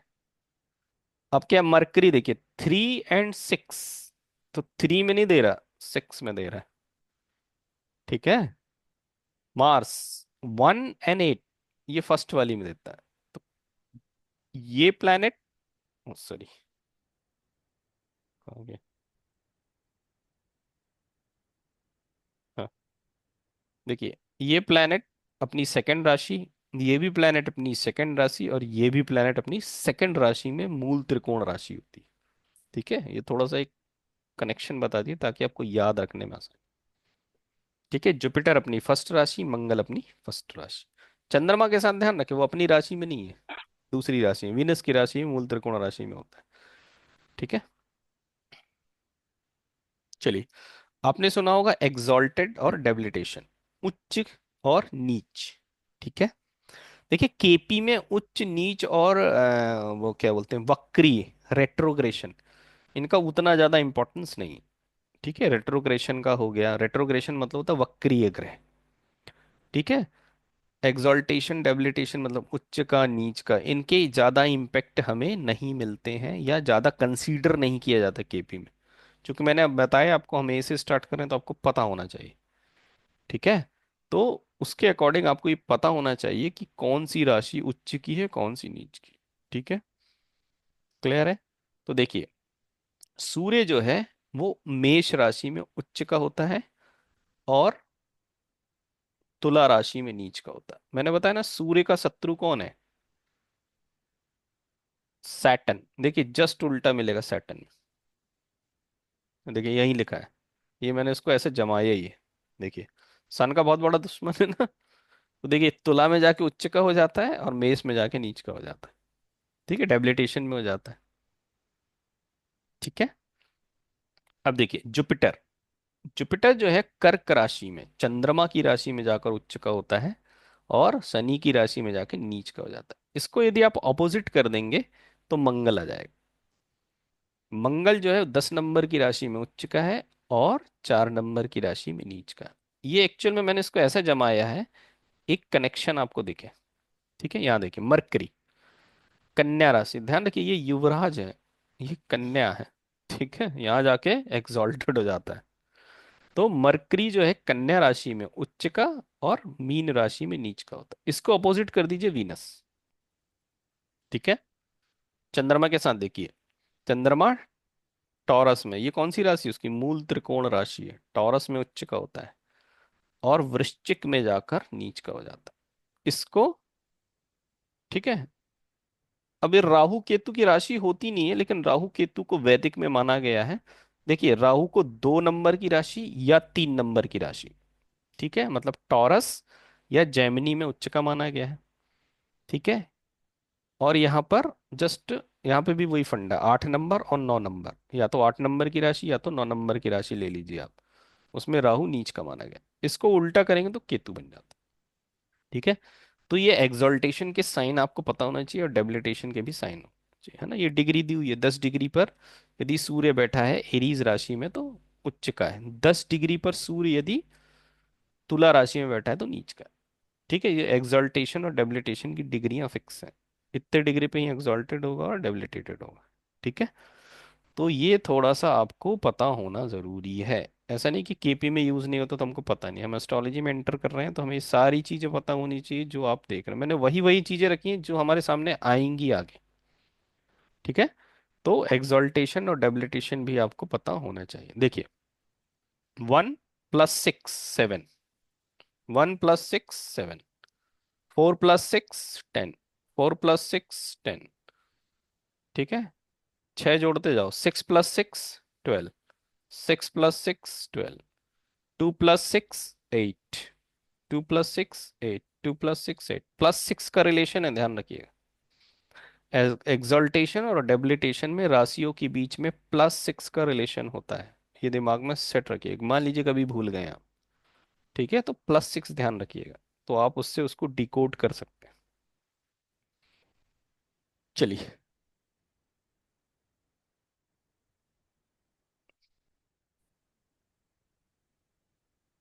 समझ में आ रहा है कि नहीं आ रहा है? ऐसा तो नहीं, सब ऊपर से तो नहीं निकल रहा है? बताइए सर वो भाई कोई। डिग्री समझ में नहीं आया। क्या नहीं है?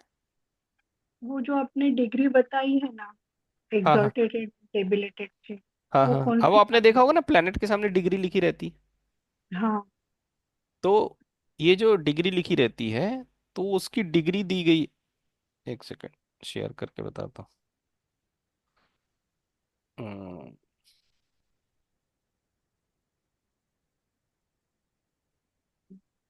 देखिए, जब सूर्य मेष राशि में बैठा हुआ दिखेगा आपको, कहाँ पे दिखेगा? एरीज राशि में बैठा हुआ दिखेगा, तो उस सूर्य के सामने डिग्री लिखी रहती ना। हम्म। तो वो एग्जॉल्टेड कब होगा? जब मेष राशि में वो 10 डिग्री का होगा, तभी एग्जॉल्टेड कहलाएगा एक्चुअल में। नॉर्मली हम क्या कह देते हैं कि सन यदि एरीज राशि में बैठा है तो एग्जॉल्टेड है। हम्म। समझ गए आप? हाँ सर। यदि सूर्य जो है तुला राशि में बैठा है, तो हम नॉर्मली कह देते हैं वो नीच का है।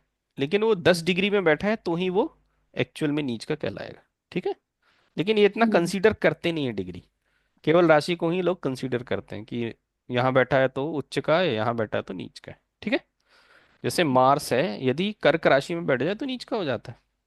ठीक हम्म। है, तो डिग्री देखना भी आवश्यक है, क्या वो 28 डिग्री का है, आसपास है कि नहीं। ठीक है, हम्म। हालांकि डिग्री को उतने इंपॉर्टेंस देते नहीं, लेकिन चूंकि हम पढ़ रहे हैं तो हमको पता होना चाहिए कितनी डिग्री पे हाँ वो पता एग्जॉल्टेड है, है। डेबिलिटेटेड है। ठीक है, हम्म। चलिए, ठीक और है किसी सर। का कोई प्रश्न है? नहीं तो आगे बढ़े।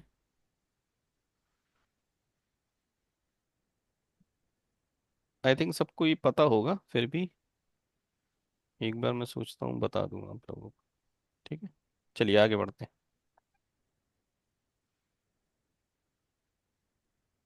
अब देखिए, नक्षत्र पे आते हैं हम। ठीक है, वैदिक एस्ट्रोलॉजी में नक्षत्र या पूरे जोडियाक को या पूरे राशि को 360 डिग्री का माना गया है, गोल 360 डिग्री। ठीक है, इस 360 डिग्री के जोडियक सिस्टम में 27 नक्षत्रों को कंसीडर किया जाता है। ठीक है, एक 28वां नक्षत्र है अभिजीत नक्षत्र, जिसमें रामचंद्र जी का जन्म हुआ था। ठीक है, लेकिन केवल जब हम कैलकुलेशन करते हैं, पढ़ाई करते हैं, तो हम 27 नक्षत्रों को ही कैलकुलेट करते हैं। यहाँ पर आपको नक्षत्रों के नाम पता होना जरूरी नहीं है, लेकिन उन नक्षत्रों के स्वामी या लॉर्ड्स पता होना जरूरी है। जैसे एरीज राशि और स्कॉर्पियो राशि का लॉर्ड कौन है? मार्स, ये आपको पता होना चाहिए। 2 नंबर और 7 नंबर की राशि टॉरस राशि और तुला राशि लिब्रा, इसका लॉर्ड कौन है? वीनस, ये पता होना चाहिए। उसी प्रकार से कृष्णमूर्ति पद्धति में राशियों के, सॉरी, नक्षत्रों के नक्षत्र स्वामी, जिसको हम स्टार लॉर्ड कहते हैं, आगे ये वर्ड हमारे सामने से 1000 बार निकलेगा। स्टार लॉर्ड, नक्षत्र Lord, that is very important terminology in KP astrology. ठीक है, तो आपको नक्षत्रों के नाम पता हो ना हो, उनके स्वामी के नाम पता होना चाहिए। ठीक है, तो देखिए, ये ये 27 नक्षत्रों के नाम लिखे: अश्विनी, भरणी, कृतिका, रोहिणी, मृगशिरा, आद्रा, पुनर्वसु, पुष्य, श्लेषा, मघा, पूर्व फाल्गुनी, उत्तर फाल्गुनी, हस्त, चित्रा, स्वाति, विशाखा, अनुराधा, ज्येष्ठा, मूला, ठीक बोलते ना, मूल में जन्म हुआ, ये है मूल। पुनर्वसु, उत्तराषाढ़ा, श्रावण, धनिष्ठा, सतभिषा, पूर्व भाद्रपदा, उत्तर भाद्रपदा एंड रेवती नक्षत्र। ये इनका ऑर्डर है। ये ऑर्डर आपको पता हो ना हो, इनकी लॉर्डशिप पता होना चाहिए। देखिए, जब हम इसको 9 9 और 9 इस ऑर्डर में लिखते हैं, तो हमको ये मिल जाता है कि अश्विनी, मघा और मूला, ये जो 3 नक्षत्र हैं, इसका जो लॉर्ड है वो केतु है। यहां से केपी शुरू हो जाती है, ध्यान रखिएगा, यहां से केपी शुरू हो गई। अश्वनी नक्षत्र, मघा नक्षत्र, मूल नक्षत्र, दैट इज लॉर्ड केतु। ठीक है। भरणी, पूर्व फाल्गुनी और पूर्वाषाढ़ा नक्षत्र, इसका जो लॉर्ड है वो वीनस है। कृत्तिका, उत्तर फाल्गुनी, उत्तराषाढ़ा, इसका जो लॉर्ड है वो सन है। रोहिणी नक्षत्र, ये आपने सुना होगा, चंद्रमा का नाम रोहिणी नक्षत्र, ये तो कॉमन वर्ड है। हस्ता और श्रावणा, दैट इज मून। ठीक है। मृगशिरा, चित्रा, घनिष्ठा, इसका जो लॉर्ड है वो मंगल है। ठीक है। आद्रा, स्वाति, ये स्वाति नक्षत्र भी सुना होगा आपने, मोती और स्वाति, याद होगा शायद कुछ, बचपन में सबने पढ़ा है, स्वाति नक्षत्र की बूंद। ठीक है। आद्रा, स्वाति और सतभिषा, इन नक्षत्रों का जो लॉर्ड होता है वो राहु होता है। ठीक है। पुनर्वसु, विशाखा और पूर्व भाद्र, इसका जो है लॉर्ड जुपिटर है। ठीक है। पुष्य नक्षत्र तो सबने सुना है। ठीक है। पुष्य नक्षत्र इज वेरी फेमस। अनुराधा और उत्तर भाद्रपदा, इसका जो लॉर्ड है वो सैटर्न है। अश्लेषा, ज्येष्ठा और रेवती, इन नक्षत्रों का जो लॉर्ड है वो मरकरी। ठीक है। दैट इज वेरी इंपॉर्टेंट, यहाँ केपी में ये चालू हो जाता है। तो आपको नक्षत्र, इनके नाम ना याद हो कोई दिक्कत नहीं है, लेकिन इनके लॉर्ड आपको पता होने चाहिए, वो धीरे धीरे ऑटोमेटिकली आ जाते हैं। ठीक है। कैसे आते हैं वो पढ़ते जाएंगे तो हमें पता चल जाए। चलिए, अब हम आते हैं कुंडली जो हमें दिखती है। दो प्रकार की कुंडली होती है, एक साउथ इंडियन स्टाइल होता है, एक नॉर्थ इंडियन स्टाइल होता है। नॉर्थ इंडियन स्टाइल से हम फेमिलियर हैं। ठीक है। यहाँ पर ये जो डिब्बे होते हैं ये हाउसेस कहलाते हैं। क्या कहलाते हैं? हाउसेस। लेकिन जो साउथ इंडियन में ये जो डिब्बे होते हैं इनको राशि कहते हैं, ध्यान रखिएगा। ये क्या नहीं होते? हाउस नहीं होते, ये राशियां होती हैं। यहाँ पर शुरुआत यहाँ से होती है और ये क्लॉकवाइज डायरेक्शन में चलता है। देखिए ये क्लॉकवाइज बना हुआ है, ये जो है क्लॉकवाइज डायरेक्शन में चलती है साउथ इंडियन चार्ट, क्लॉकवाइज। हमारा जो नॉर्थ इंडियन है वो एंटी क्लॉकवाइज चलता है यहाँ से। ये फर्स्ट हाउस है, ये सेकंड हाउस है, ये थर्ड हाउस है, ये फोर्थ। ध्यान रखिए ये जो डिब्बे हैं इनको मैं हाउस कह रहा हूँ, लेकिन साउथ में इनको राशि कहा जाता है। Aries, Taurus, Gemini, Cancer, Leo, Virgo, Libra, Scorpio, Sagittarius, Capricorn, Aquarius, Pisces. लेकिन यहाँ पर राशियां नहीं होती, इन डिब्बों के बीच में जो नंबर लिखे होते हैं वो राशियां होती हैं। ठीक है। नॉर्थ की बात कर रहा हूँ। तो ये जो यहाँ पर है हाउसेस हैं और ये एंटी क्लॉकवाइज चलते हैं, उल्टी दिशा में चलते हैं। इन हाउसेस के बीच में जो नंबर लिखे होते हैं वो राशियां होती हैं। ठीक है। ये मेजर डिफरेंस है north Indian chart and south Indian chart में। क्लियर है? ठीक है।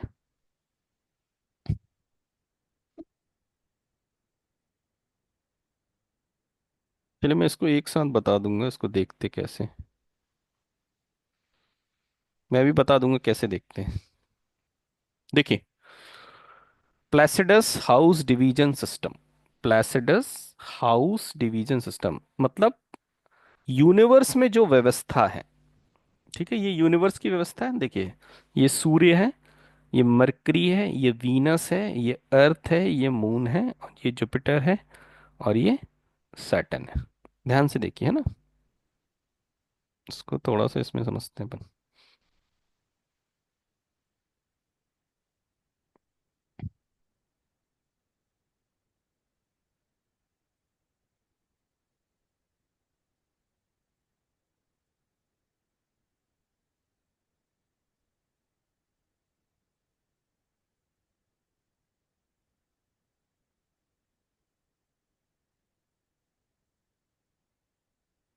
देखिए यहाँ देखते जाइएगा ना बाजू में।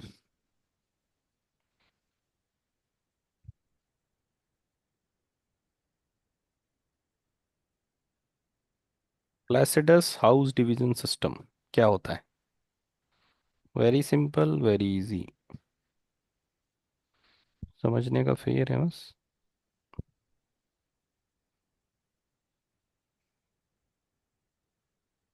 ये आपको पृथ्वी दिख रही है। पृथ्वी पे जब आप खड़े होते हैं तो ज्योतिष की भाषा में दो प्लेनेट आपको आसानी से दिखते हैं, वो है सूर्य और चंद्रमा। मतलब पृथ्वी पर जब आप खड़े हैं तो दो प्लेनेट आपको सामने दिख रहे हैं, दैट इज सूर्य एंड चंद्रमा। ठीक है, सूर्य और चंद्रमा, ये लिख दिया मैंने, सूर्य और चंद्रमा। ये कर्क राशि है ना, किसकी है? चंद्रमा की है। ये किसकी राशि है? सूर्य की राशि, लियो। ठीक है, तो ठीक है, देखिए ये सन दिख रहा है आपको साइड में। सन के सबसे नियरेस्ट देखिए कौन है, सॉरी सॉरी, ये पृथ्वी पे ध्यान रखिएगा, ये पृथ्वी है। पृथ्वी से आपको सबसे पहले आपकी आंखों से दो प्लैनेट इजीली दिख जाते हैं, दैट इज मून एंड सन। तो ये मून की राशि हो गई, ये सन की राशि हो गई। ठीक है, अब देखिएगा, पृथ्वी के सबसे नजदीक जो है वो मंगल है, और क्या है? वीनस है। दिख रहा है आपको, शुक्र है और मंगल है। तो देखिए ये जो है मंगल की राशि 1, और ये 8, ये है शुक्र की राशि 2 एंड 7। ठीक है, यही है ना मंगल की राशि। 1 नंबर एरीज, 8 नंबर वृश्चिक। ये आपकी पृथ्वी है, पृथ्वी के जस्ट बाजू में देखिए मंगल है, जस्ट बाजू में देखिए वीनस। ठीक है, अब ये अगला प्लैनेट, पृथ्वी के बाद वीनस और मरकरी था, पृथ्वी से कौन सा प्लैनेट नजदीक मिल रहा है आपको? मरक्यूरी। मरकरी मतलब 3 नंबर और 6 नंबर की राशि, मिथुन राशि, कन्या राशि। ठीक है, देखिए ये जो है जुपिटर है और ये सैटर्न है। ठीक है, तो जुपिटर और सैटर्न को यहाँ पर पीछे एडजस्ट किया गया है दूर। ठीक है, दैट इज 10, 11 और 9 और 12, ये जुपिटर की राशि है। ये ऑर्डर बनाया गया 1 2 3 4 5 6 7 10। ये कैसे बनाया गया है? ये जो अंतरिक्ष में व्यवस्था है, उस व्यवस्था के हिसाब से इस डिब्बों में राशियां अरेंज की गई हैं। ठीक है, ये राशियां अरेंज की गई हैं, इसलिए इसको कहते हैं प्लेसिडस हाउस डिवीजन सिस्टम। ठीक है, और मतलब केपी में ये कहना है कि कोई ग्रह उल्टा तो घूम नहीं रहा है, सब सीधा घूम रहे हैं। तो इसको पढ़ने का भी डायरेक्शन क्लॉकवाइज होना चाहिए। ठीक है, क्लॉकवाइज होना चाहिए, मतलब जब भी आप रीड करेंगे तो क्लॉकवाइज डायरेक्शन में रीड करेंगे। ठीक है, तो ये साउथ इंडियन चार्ट में आपको पहला डिब्बा है, उसमें कोई नंबर नहीं लिखा रहेगा, लेकिन आपको समझ जाना है वो एरीज राशि है। उसके जस्ट नीचे देखिए उसकी दूसरी राशि होती है। यहाँ पे देखिए टॉरस है, उसके जस्ट नीचे दूसरी राशि होगी। यहाँ पर जेमिनी है, जस्ट नीचे देखिए उसकी दूसरी राशि होगी। ठीक है, यहाँ गुरु है, देखिए जस्ट नीचे दूसरी राशि होगी। ठीक है, तो ये व्यवस्था जो है अकॉर्डिंग टू, मतलब ऊपर जो सिस्टम है उसके अकॉर्डिंग ही उसको डिकोड करके यहाँ पर अरेंज किया गया, इसलिए इसको कहते हैं प्लेसिडस हाउस डिवीजन सिस्टम। ठीक है, तो आई थिंक ये समझ में आ गया होगा आपको। ठीक है, तो ये हमारी जो यूनिवर्स में व्यवस्था है उसको एक चार्ट में किस प्रकार से उतारा गया है, साउथ इंडियन चार्ट में। ठीक है, इसी को कहते हैं प्लेसिडस हाउस डिवीजन सिस्टम। चलिए, अब देखिए साउथ इंडियन चार्ट को हम कैसे देखते हैं। इसमें देखिए, ये मैं थोड़ा सा आपको पढ़ने का स्टाइल बता दे रहा हूँ। ठीक है, क्योंकि हमको पता होना चाहिए, मैंने बताया ना, आप कहीं दूसरी बुक में पढ़ेंगे तो आपको ये चार्ट नॉर्मली दिख जाएगा। ये सारी बुक जो है साउथ के लोगों ने लिखी है। ध्यान दीजिएगा, ये जो बॉक्स है ये एरीज राशि, ये देखिए साइन बना है एरीज का। ये जो है टॉरस है, टॉरस का साइन बना है। ये देखिए जैमिनी है, मिथुन राशि का साइन बना है। ये देखिए कर्क, ये साइन पहचानने के लिए, क्यों? क्योंकि नॉर्थ इंडियन में नंबर्स लिखे होते हैं, उन नंबरों से हम पहचान जाते हैं कि वहाँ कौन सी राशि है। साउथ इंडियन में ध्यान रखिएगा, इन डिब्बों पे कोई नंबर नहीं लिखे रहते, आपको इनके ऑर्डर से समझना है। ठीक है, तो बहुत आसान तरीका है। ये मंगल की राशि 1 नंबर, ये 8 नंबर, ये शुक्र की राशि 2 नंबर, और ये 7 नंबर, ये बुध की राशि 3 नंबर, और ये 6 नंबर, ये 4 चंद्रमा, 5 सूर्य। शनि की आपको मालूम है 10 11 कंटिन्यू होती है, बच गई 9 और 12, ये 9 है और ये 12 है। मीन राशि और ये धनु राशि। ठीक है, इन साइनों की भी इंपॉर्टेंस है। देखिए चारों कोने देखिए, ध्यान से देखिएगा, ये देखिए डुअल चित्र बने। चारों कोनों को देखिए, डुअल चित्र बने हैं। यहाँ पे देखिए डुअल चित्र है, यहाँ पे देखिए डुअल है। दे आर डुअल राशियां। द्विस्वभाव राशि कहते हैं इनको। मतलब यदि मैं आपसे पूछूं द्विस्वभाव राशि कौन है, तो आप बोलेंगे मिथुन राशि, आप कहेंगे कन्या राशि, आप कहेंगे धनु राशि, और आप कहेंगे मीन राशि। तो आपको ये पता चल गया कि कौन सी राशियां डुअल राशियां कहलाती हैं। चारों कोने देख लीजिए, आपको डुअल राशियां पता चल जाएंगी। ठीक है। लॉर्डशिप बहुत आसान हो गया। मंगल की लॉर्डशिप 1 and 8, शुक्र की 2 and 7, बुध की 3 and 6। है ना, ये चार्ट इतना इजी होता है, लेकिन हमको ये सबसे टफ लगता है, क्योंकि हमको उसको पढ़ने का तरीका नहीं पता होता। जब पता चल जाता तो ये सबसे इजी चार्ट है। इस चार्ट में कोई दिक्कत नहीं होती, कहीं से कुछ भी देख सकते हो। ठीक है। तो पहले तो ये डिब्बों से आप राशियों को पकड़ लें क्या है। ठीक है, डुअलिटी पता चल गई। ठीक है। अब देखिए, आपने पढ़ा होगा ना मेल राशि 1 number, 2 number even number female राशि। तो अब आपको कुछ नहीं करना है। यदि मान लीजिए मैं बोलूँ ये कौन सी राशि है, तो यहाँ से शुरू कर दो, male female male female male female male female male female, ये फीमेल राशि। मान लो आपको नहीं पता है तो, ये नहीं पता है आपको, यहाँ से स्टार्ट करो, male female, that is female. और ये आपको यदि पता है कर्क राशि है, कर्क राशि का नंबर 4 होता है, 4 नंबर इज इवन, इवन है तो फीमेल, ऑड है तो मेल। तो ऐसे आप राशियों को भी देख सकते हैं। जितनी चीजें आप देखें ना, इसमें बहुत इजीली दिखता है। डुअल साइन देखना है तो आपको कोने देखने हैं, ये कोना, ये कोना, ये एज, ये एज, आपको डुअल साइन मिल जाएंगे। ठीक है। तो कई सारी चीजें हैं जो इस चार्ट से आपको ऑटोमेटिकली क्लियर हो जाती हैं, बाकी हम आगे पढ़ते जाएंगे, मैं बताता जाऊंगा। ठीक है। अब देखिए यहाँ पर प्लैनेट कैसे पढ़ता है। अभी मैडम ने क्वेश्चन किया था ना, देखिए प्लैनेट के सामने उसकी डिग्री लिखी रहती है। ये जो जुपिटर है वो एरीज राशि में 7 डिग्री 28 मिनट और 23 सेकंड पर बैठा है।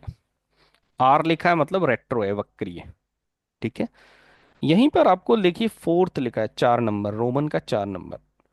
ठीक है, दैट इज फोर्थ हाउस। ध्यान रखिएगा, इसको हम कहते हैं फोर्थ हाउस। फोर्थ हाउस जो है वो 26 डिग्री 13 मिनट 38 सेकंड का। नेक्स्ट में देखिए आपको फिफ्थ हाउस दिखेगा, फिर सिक्स्थ हाउस दिखेगा, फिर सेवेंथ, एट्थ, नाइन, टेंथ, ये चक्कर ऐसा क्लॉकवाइज चलेगा। ठीक है। तो प्लैनेट की पोजीशन राशि में फिक्स होती है ना, ये इसी राशि में। ध्यान रखिएगा, जुपिटर किस राशि में, एरीज में। चंद्रमा किस राशि में, कुंभ राशि में। लग्न, लग्न किस राशि में, मकर राशि में। ठीक है। मैं आपसे पूछूं मंगल किस राशि में, तो मंगल किस राशि में, सिंह राशि में, लियो राशि में। ठीक है। यहां पर हाउस फिक्स नहीं होते, ध्यान रखिएगा। अब ध्यान से देखिएगा ना,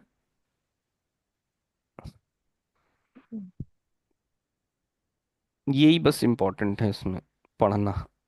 साउथ इंडियन चार्ट में बाकी सब समझ में आ जाता है।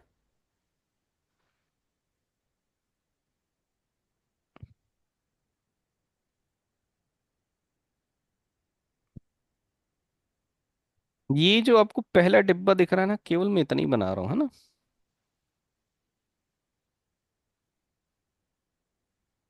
चलो दूसरा भी बना दिए।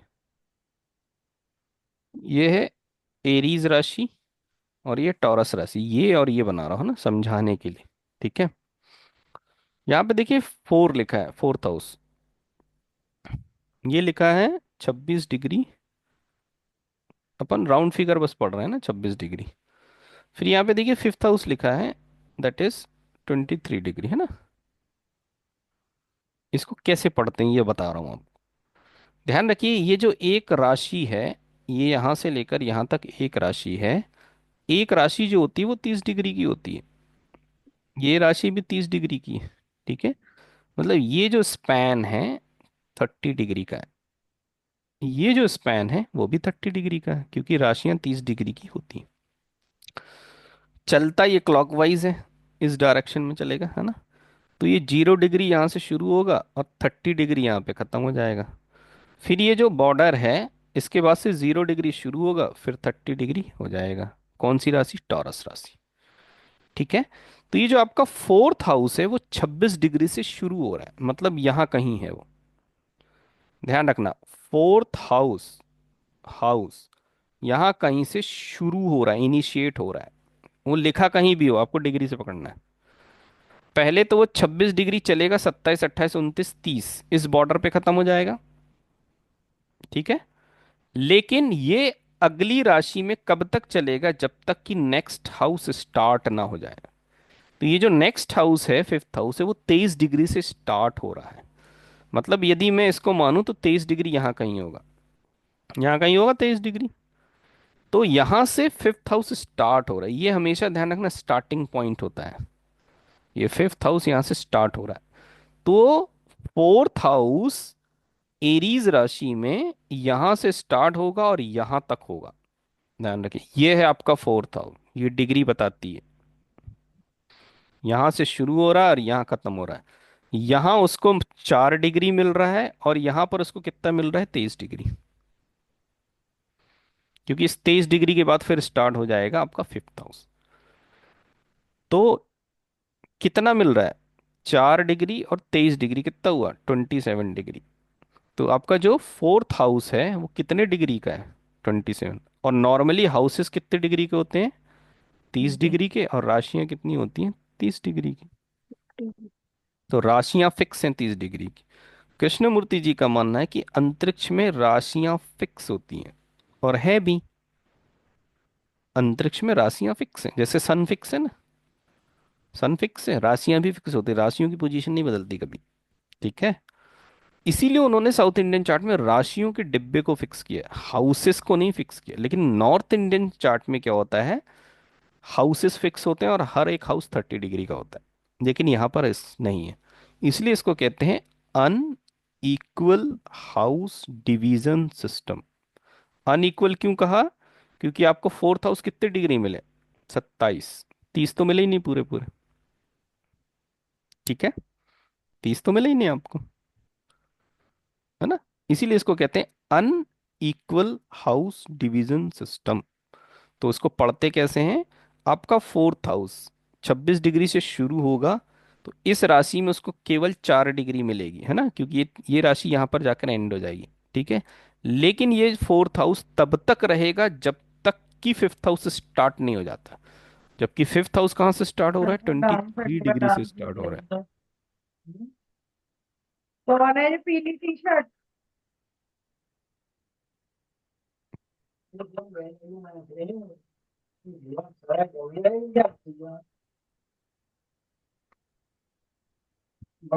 ये वही है ना जो गुटखा खाती का?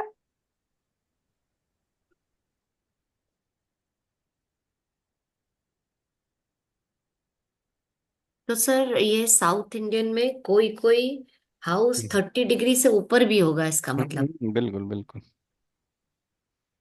30 से ऊपर से होगा। 30 से ऊपर भी हो जाता है, 30 से कम, इसीलिए अनइक्वल हाउस डिवीजन सिस्टम कहते हैं। ठीक है। अब देखिए, थोड़ा सा मैं बता देता हूँ इसको पढ़ना। सिस्टम आपने देख लिया। अब देखिए यहाँ पर, यदि मैं आपसे बोलूँ फिफ्थ हाउस कहाँ से है, तो फिफ्थ हाउस का ये स्टार्टिंग पॉइंट है। फिफ्थ हाउस जो है वो टॉरस राशि में 23 डिग्री से स्टार्ट हो रहा है, और ये चल कहाँ तक रहा है, मिथुन राशि तक जाएगा। कहाँ तक जाएगा, जब तक कि अगली हाउस की स्टार्टिंग ना हो जाए। ठीक है, इसीलिए इसको कहते हैं कस्प, संधि। देखिए संधि क्यों कहते हैं, ये जो लाइन दिख रही है ना, यहाँ पर एरीज राशि खत्म तो हो गई, लेकिन यहीं से टॉरस राशि शुरू हो गई। दैट इज कॉल्ड संधि पॉइंट। दो चीजें जहां से एक शुरू शुरू हो रही है, दूसरी खत्म हो रही है, दैट इज कॉल्ड संधि। तो वैसे ही हाउसेस जो होते हैं, वो पहला हाउस जहां से शुरू होता है वो कब तक चलेगा, जब तक कि उसका अगला हाउस स्टार्ट ना हो जाए, इसलिए इसको कस्प कहते हैं। ठीक है। इसलिए इसको क्या कहा जाता है, कस्प, मतलब एक का एंड पॉइंट दूसरे का स्टार्ट पॉइंट होता है। ठीक है। जैसे ये सिक्स हाउस है, 18 डिग्री से शुरू होगा, और कब तक शुरू होगा, कर्क राशि में 17 डिग्री 8 मिनट 26 सेकंड तक ये रहेगा। और 17 मिनट 8 डिग्री और 27 सेकंड से फिर सेवेंथ हाउस स्टार्ट हो जाएगा। ठीक है। तो यदि आपको जुपिटर पता करना है तो वो राशि ये है हाउस, लेकिन एक राशि से दूसरी राशि तक मूव करते हैं। ठीक है। इसकी डिग्री आपको कम मिल रही है, ज्यादा मिल रही है, आपकी डेस्टिनी पे डिपेंड करता है। ठीक है। राशियां फिक्स हैं, सबको राशि में वही चीज मिलेगी जो वहां फिक्स है, लेकिन हाउसेस आपके कर्मा पे बेस्ड होते हैं। ठीक है। मान लीजिए सेकंड हाउस का स्पैन छोटा हो गया, तो सेकंड हाउस आपका फाइनेंस, तो कहीं ना कहीं आप अपनी किस्मत में फाइनेंस कम लेके आए। ठीक है, इसीलिए उनका ये कहना था कि राशियां फिक्स हैं, तो मैं राशियों के डिब्बों को फिक्स रखूंगा, लेकिन हाउस आपकी डेस्टिनी पे डिपेंड करता है, कौन सा हाउस के फल आप लेके आए हैं ये आपकी डेस्टिनी पे डिपेंड करता है। ठीक है, इसलिए उन्होंने अनइक्वल हाउस डिवीजन सिस्टम बनाया, कृष्णमूर्ति जी। ठीक है, साइंस का व्यक्ति हर चीज में साइंस लगाता है, फॉर्मूले लगाता है। ठीक है, उसके बिना उसका कोई काम नहीं होता, उसको लॉजिक चाहिए, कारण चाहिए। ठीक है, तो ये सारी चीजें यहाँ लिखी हैं, आप लोग पढ़ेंगे तो और समझ में आ जाएगा। चलिए, तो ये एक आप कह लीजिए एस्ट्रोलॉजी का इंट्रोडक्शन कह लीजिए, या फंडामेंटल कह लीजिए, जो कहना है आपको इतना पता होना चाहिए आप। ठीक है, दैट पर इज हम ए बी ये सी जो डी। पढ़ेंगे केपी, हम तो नॉर्थ इंडियन ही देखते हैं, तो हाँ, नॉर्थ इंडियन में कोई ही दिक्कत नहीं है। देखेंगे ना अभी। हाँ हाँ, दोनों में बताऊंगा मैं, ठीक। दोनों में बताऊंगा। तो सॉफ्टवेयर जो यूज़ करता हूँ उसमें नॉर्थ इंडियन ही आता है, साउथ इंडियन नॉर्थ इंडियन दोनों आता है, कोई दिक्कत नहीं। देखिए, आपको आना चाहिए, पता होना चाहिए, इसलिए मैंने सारी चीज़ें बताई आप लोगों को। ठीक है,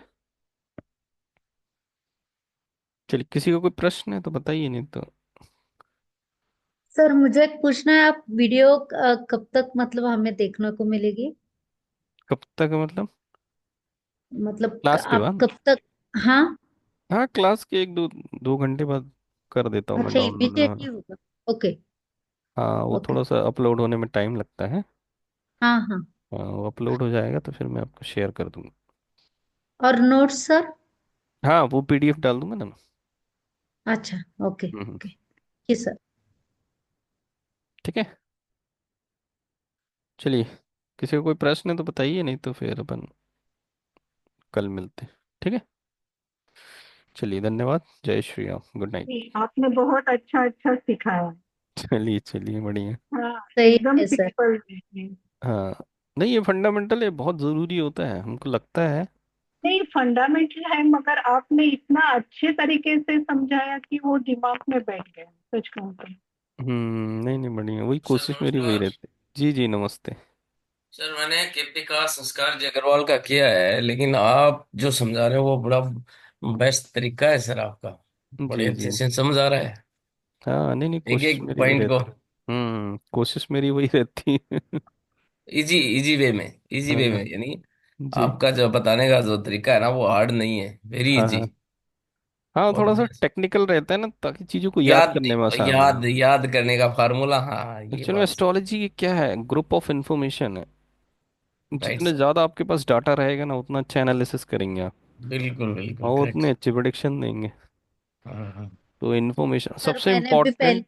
हाँ, सबसे इम्पोर्टेंट यही है, डाटा। डाटा, और इतनी कम कीमत में करवा रहे हैं सर, बहुत ज्यादा कीमत में किया है आपके हमें। टीचर वीआईपी नहीं है ना। बहुत।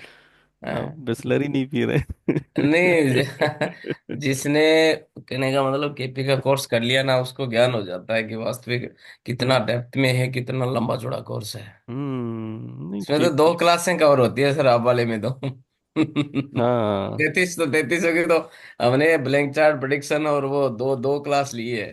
अच्छा अच्छा अच्छा 3300 6600 रुपए की तो अच्छा अच्छा। नहीं नहीं, वो ठीक है, सबका अपना अपना है। जी। हाँ, वो एक्चुअल में ये भी है ना, हमको कौन देगा। नहीं हमने कर भी लिया, लेकिन अब आप बड़ा और मन कर रहा है कि अभी आपसे भी सीखेंगे। नहीं नहीं, पढ़िए, वो देखिए, वो हर टीचर के पास कुछ ना कुछ होता है। बस बिल्कुल अलग सीखने को मिलता है हाँ, सर। वो कुछ ना कुछ होगा, बहुत मेरे बढ़िया। पास से आपको कुछ ना कुछ मिलेगा, किसी और से पढ़ेंगे कुछ ना कुछ मिलेगा। लेकिन क्या हम्म, होता है ना, एक हमारे पास एक वो चीज़ होनी चाहिए ना, फिल्टर होना चाहिए, जिससे हम ये पता लगा सके कि सही है कि गलत। हम्म, क्योंकि यूट्यूब में तो बहुत सारी चीज़ें हैं ना, बिल्कुल उसमें बिल्कुल। सही गलत पता होना बहुत ज़रूरी है, कंट्रडिक्शन को क्लियर करना पता होना चाहिए। ऑथेंटिक होना जरूरी है, सही हाँ, बात है। वो उसी के बिल्कुल लिए टीचर की आवश्यकता होती है, बाकी तो सब बिल्कुल है हमारे बिल्कुल पास, बिल्कुल। सब अवेलेबल।